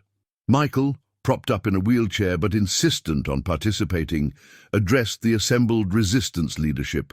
Torres, Lawson, Marcus, local commanders, and communications specialists. What I'm about to share comes from direct intelligence gathered during my detention, he began without preamble. The entity calling itself the Emergency Government is actually a consortium of corporate interests operating through military proxies, defense contractors, technology firms, private security companies. They've been preparing for this moment for years, positioning assets to seize control during inevitable economic collapse. We suspected corporate involvement, Torres acknowledged, but not as the primary architects. Lawson nodded grimly. It explains the command discrepancies. Military officers receiving orders through non-standard channels, private contractors given authority over regular forces, prioritization of corporate assets for protection. Their ultimate objective is governance through privatization, Michael continued, Essential services, security, even basic governance functions transferred to corporate control under the guise of emergency efficiency. Democracy replaced by shareholder interests. "How do you know this with such certainty?" asked Catherine Morgan, Gloucester's resistance coordinator. "Because I helped design the systems they're trying to control," Michael replied. "As Deputy Director of Financial Stability at the Boston Federal Reserve, I developed contingency protocols for economic collapse scenarios. They need those protocols to legitimize their control of remaining financial infrastructure, which you refuse to provide," Lawson added. Even under extreme interrogation, Michael's expression hardened. "What they didn't realize is that the protocols have safeguards, deliberately fragmented authority requiring multiple independent validations. No single administrator, regardless of clearance, can unilaterally activate the emergency systems. So they can't completely control the financial architecture," Torres summarized. "Not yet," Michael clarified. "But they're working methodically to locate and coerce other key personnel. They've already secured the Treasury Department's Emergency Operations Center in Virginia." Catherine Morgan studied the tactical map, where known resistance strongholds were marked across the eastern seaboard. "We've been fighting tactical battles while missing the strategic war," she observed. "Defending territories, securing resources, establishing communications, all while this corporate takeover advances." "Which brings us to the immediate threat," Michael continued. "During my interrogation, I learned they're planning a major military operation, Operation Restoration. Beginning tomorrow, they'll deploy forces to systematically eliminate key resistance strongholds, starting with the New England coast." The room fell silent as implications settled. "Gloucester is a primary target," Michael confirmed. "Along with Portsmouth, New Haven, and other functional independent zones, they're bringing unprecedented force, naval vessels, air support, armored divisions." "How many hours until deployment?" Marcus asked, immediately shifting to tactical assessment. 18 hours for the advance forces, Lawson provided. Main assault within 36. "We need to evacuate," someone suggested immediately. "No," Michael countered forcefully. "That's exactly what they want, to scatter resistance into manageable fragments. Divided, we're vulnerable. United, we have a chance." "United how?" Torres challenged. "We have fishing boats against destroyers, civilian weapons against military hardware. This isn't a winnable battle." "Not through conventional confrontation," Michael agreed. "But we have advantages they don't anticipate." He gestured to the communications array. "How far does your broadcast capability reach?" "Regional network covers New England," the communications officer replied. "Relay stations extend to New York, Pennsylvania. Sporadic connection with Midwest resistance cells." "That's our first advantage," Michael explained. "They control official channels, but underestimate our alternative communications. Second advantage, Lawson's intelligence on military positioning and command structures." The major nodded. "And I'm not the only one with doubts. Many officers are increasingly uncomfortable with orders targeting American civilians. Chain of command is fragile." "Third advantage," Michael continued, "is their timeline. They're moving before consolidating full control of the financial and information architecture. They still need validation protocols from key administrators. Without them, their emergency government lacks legitimate financial infrastructure." "What are you suggesting?" Catherine asked, strategic possibilities clearly forming in her mind. Michael leaned forward, wincing slightly from his injuries. "A counterattack, not military, but informational and financial.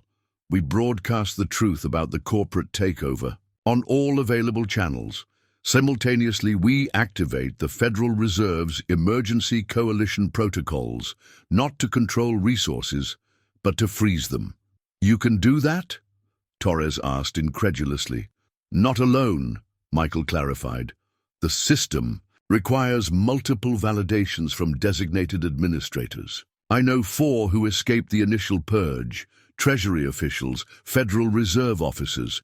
If we can locate them, bring them into secure communication, we can lock the emergency government out of the financial infrastructure they need to legitimize control. Marcus finished, understanding dawning, while simultaneously revealing their true nature to military units who believe they're serving legitimate authority. Sophia added, the strategy was audacious, perhaps impossible, but the alternatives were grim. Discussions continued late into the night. Plans forming, contingencies developed. Michael's financial architecture knowledge, combined with Lawson's military intelligence and Torres's resistance network, created a comprehensive response strategy. By morning, the resistance had mobilized with remarkable efficiency.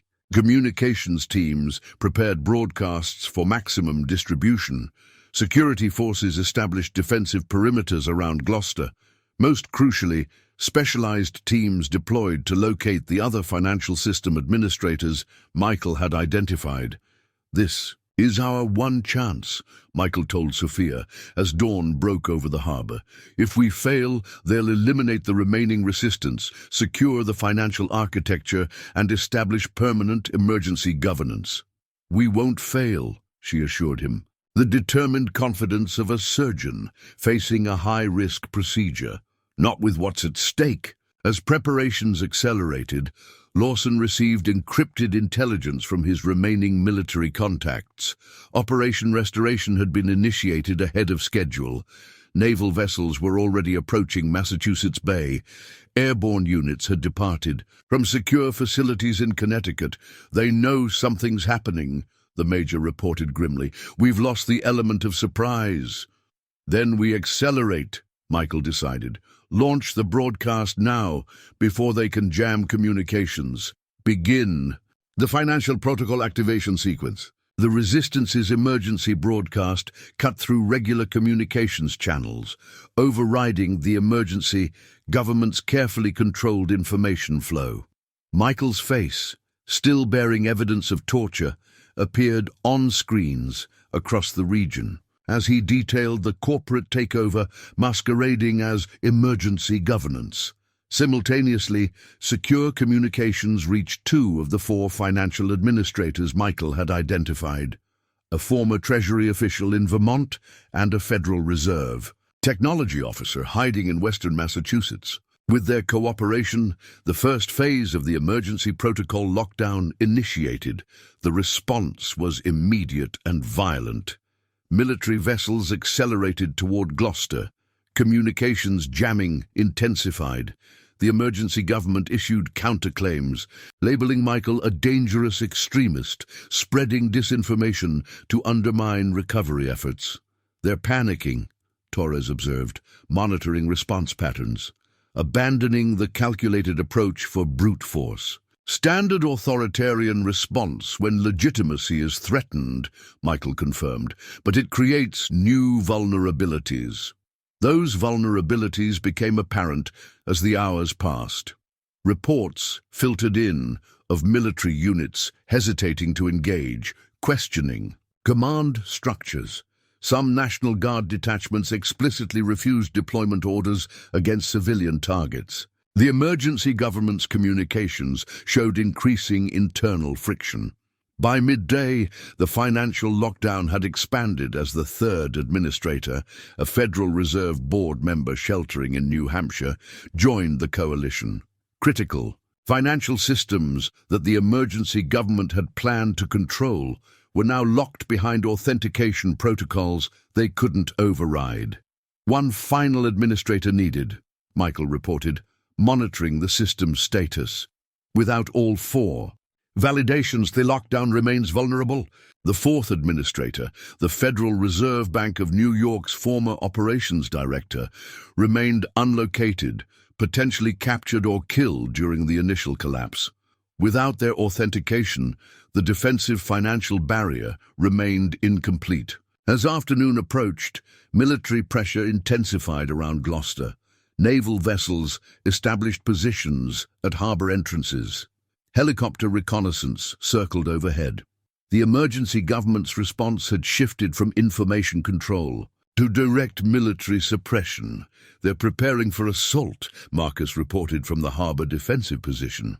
We have maybe 2 hours before they breach perimeters. Michael absorbed this intelligence, understanding what it meant. Their strategy had rattled the emergency government, but failed to completely undermine its military capability. The financial lockdown remained partial. The information battle showed promise, but required more time to fully impact military loyalty. We need to evacuate key personnel, Torres insisted. You especially, Michael. Your knowledge is too valuable to lose. Michael shook his head. Running would validate their narrative, that we're extremists, terrorists, not legitimate resistance. We stand our ground. Against naval bombardment? Lawson questioned incredulously. That's suicide, not strategy. Not if we change the battlefield. Michael countered, a final plan forming. They expect us to flee or fight conventionally. Instead, we invite them in. Invite them, Torres echoed in disbelief. A formal request for parley. Military tradition their officers still respect. We offer to negotiate surrender terms, broadcast live on all available channels. When their representatives enter Gloucester, we present our evidence directly.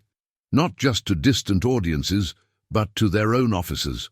A trap, Marcus translated. An opportunity, Michael corrected, for their officers to witness firsthand the corporate control structure, to hear the truth directly. Many are honorable people following orders they believe originate from legitimate authority.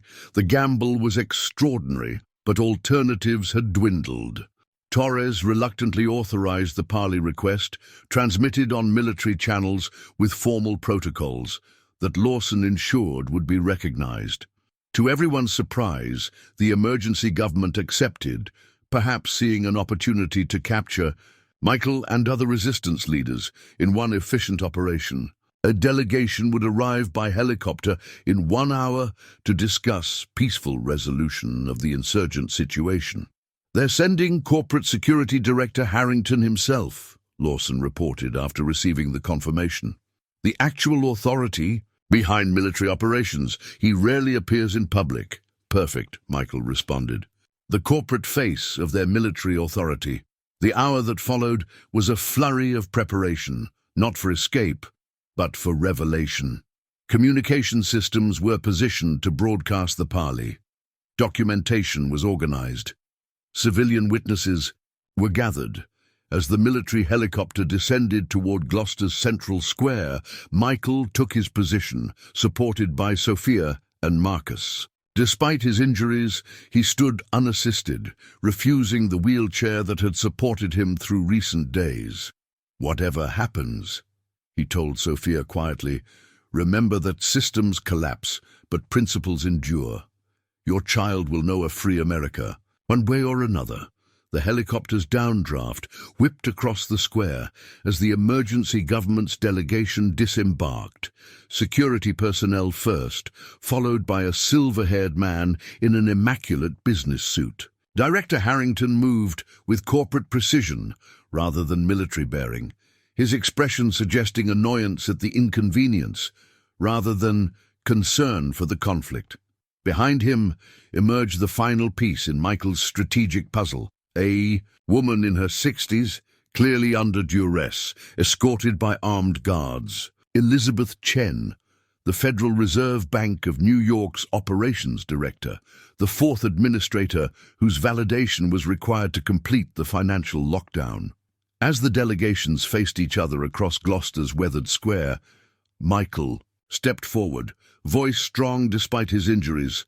"Director Harrington, welcome to free American territory." The corporate director smiled thinly. "Mr. Ward, I've looked forward to continuing our discussion after it was so rudely interrupted at the harbor facility. This isn't a surrender negotiation," Michael stated clearly, his words broadcast across all resistance communication channels. This is a recognition ceremony of the corporate coup that has used economic collapse as cover for seizing governmental authority. Harrington's smile vanished. These theatrical accusations waste everyone's time. You've lost, Mr. Ward. Gloucester falls today, followed by every other pocket of insurgency. The American people have accepted necessary emergency governance.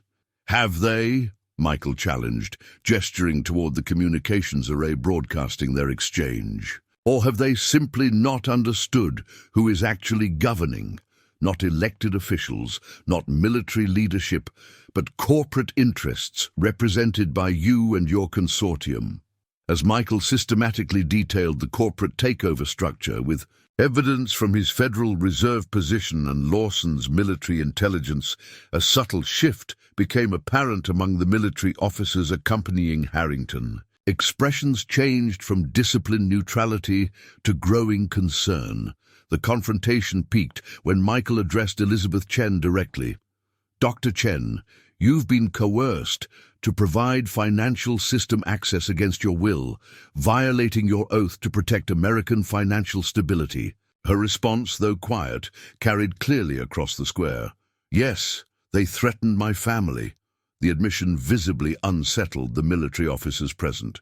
Harrington's corporate mask slipped, revealing momentary panic as he realized the confrontation was shifting beyond his control. "This is seditious propaganda," he snapped, signaling to his security detail.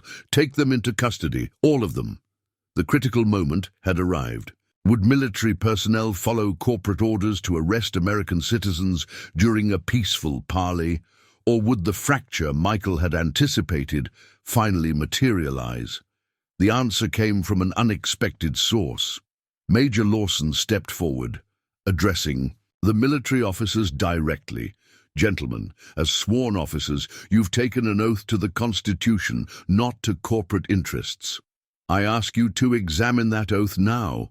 One by one, the military officers stepped back from Harrington's security team, not joining the resistance, but refusing to act against it. The corporate director found himself suddenly isolated, his authority evaporating in real time before a broadcasting audience. Simultaneously, Dr. Chen provided the final validation code to complete the financial system lockdown. Throughout the country, the emergency government's access to critical financial infrastructure terminated. Their legitimacy, built on promises of restoring economic stability, crumbled. "This isn't victory," Michael told the assembled witnesses as Harrington was secured by Gloucester's security forces. "It's merely the beginning of recovery. But today, we've exposed the truth and reclaimed America's financial sovereignty. From here, we rebuild, not corporate efficiency, but democratic governance."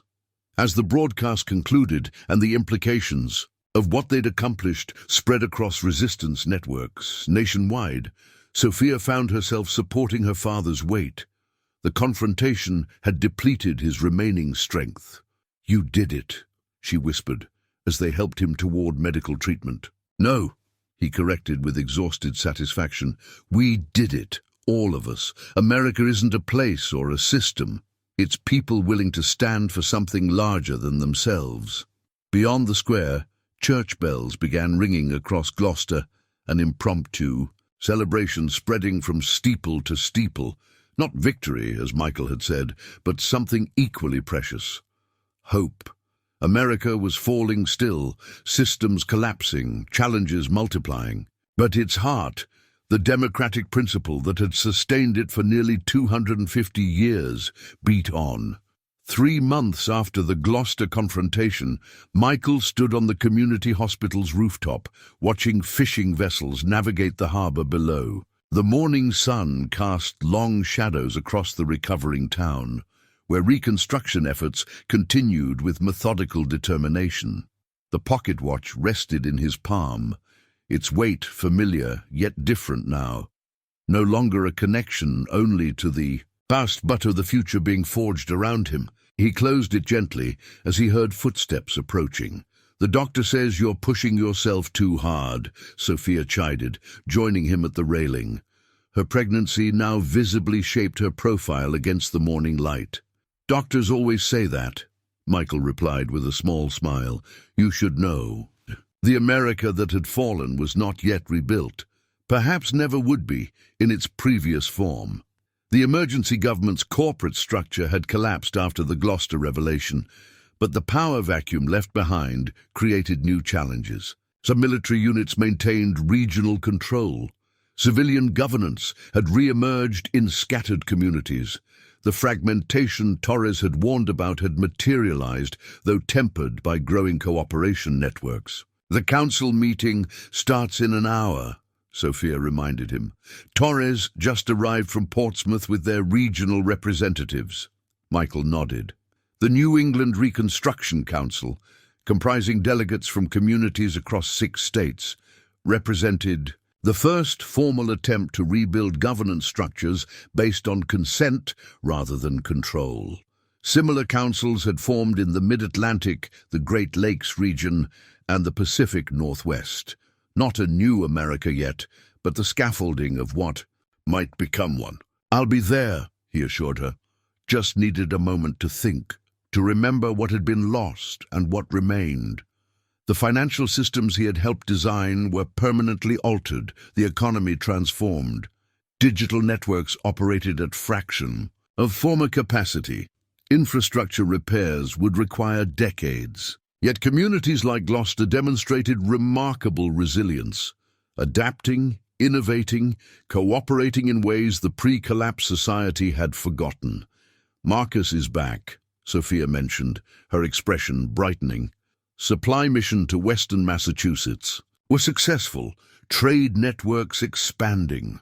Another piece of the emerging puzzle, regional trade connections rekindling the circulation of goods and ideas across formerly isolated communities. Not the globalized economy of before, but something more deliberate, more locally rooted." "How's my grandson doing?"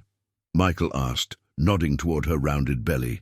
"Your granddaughter," Sophia corrected with the confidence of a physician who had performed her own ultrasound, "is very active today, apparently taking after her grandfather's restlessness." Michael smiled, placing his hand briefly against his daughter's stomach, feeling the future kick against his palm. "Eleanor," he said quietly. "You're still planning to name her Eleanor?" "Eleanor." "Ward Reynolds," Sophia confirmed, "carrying forward what matters most." As they descended toward the council chambers, Michael reflected on the inscription inside his pocket watch. Through darkness to light. America had fallen, yes. Systems had collapsed, certainties vanished, comfort and convenience stripped away. Yet something essential had survived in the embers. Not monuments or markets, but the human connections that formed society's true foundation. The future remained unwritten, the path forward unmarked. Recovery would span generations, with setbacks and struggles alongside progress. But standing beside his daughter in the gentle morning light, Michael felt the weight of the watch in his pocket and knew with quiet certainty that America's story hadn't ended. It had simply turned the page.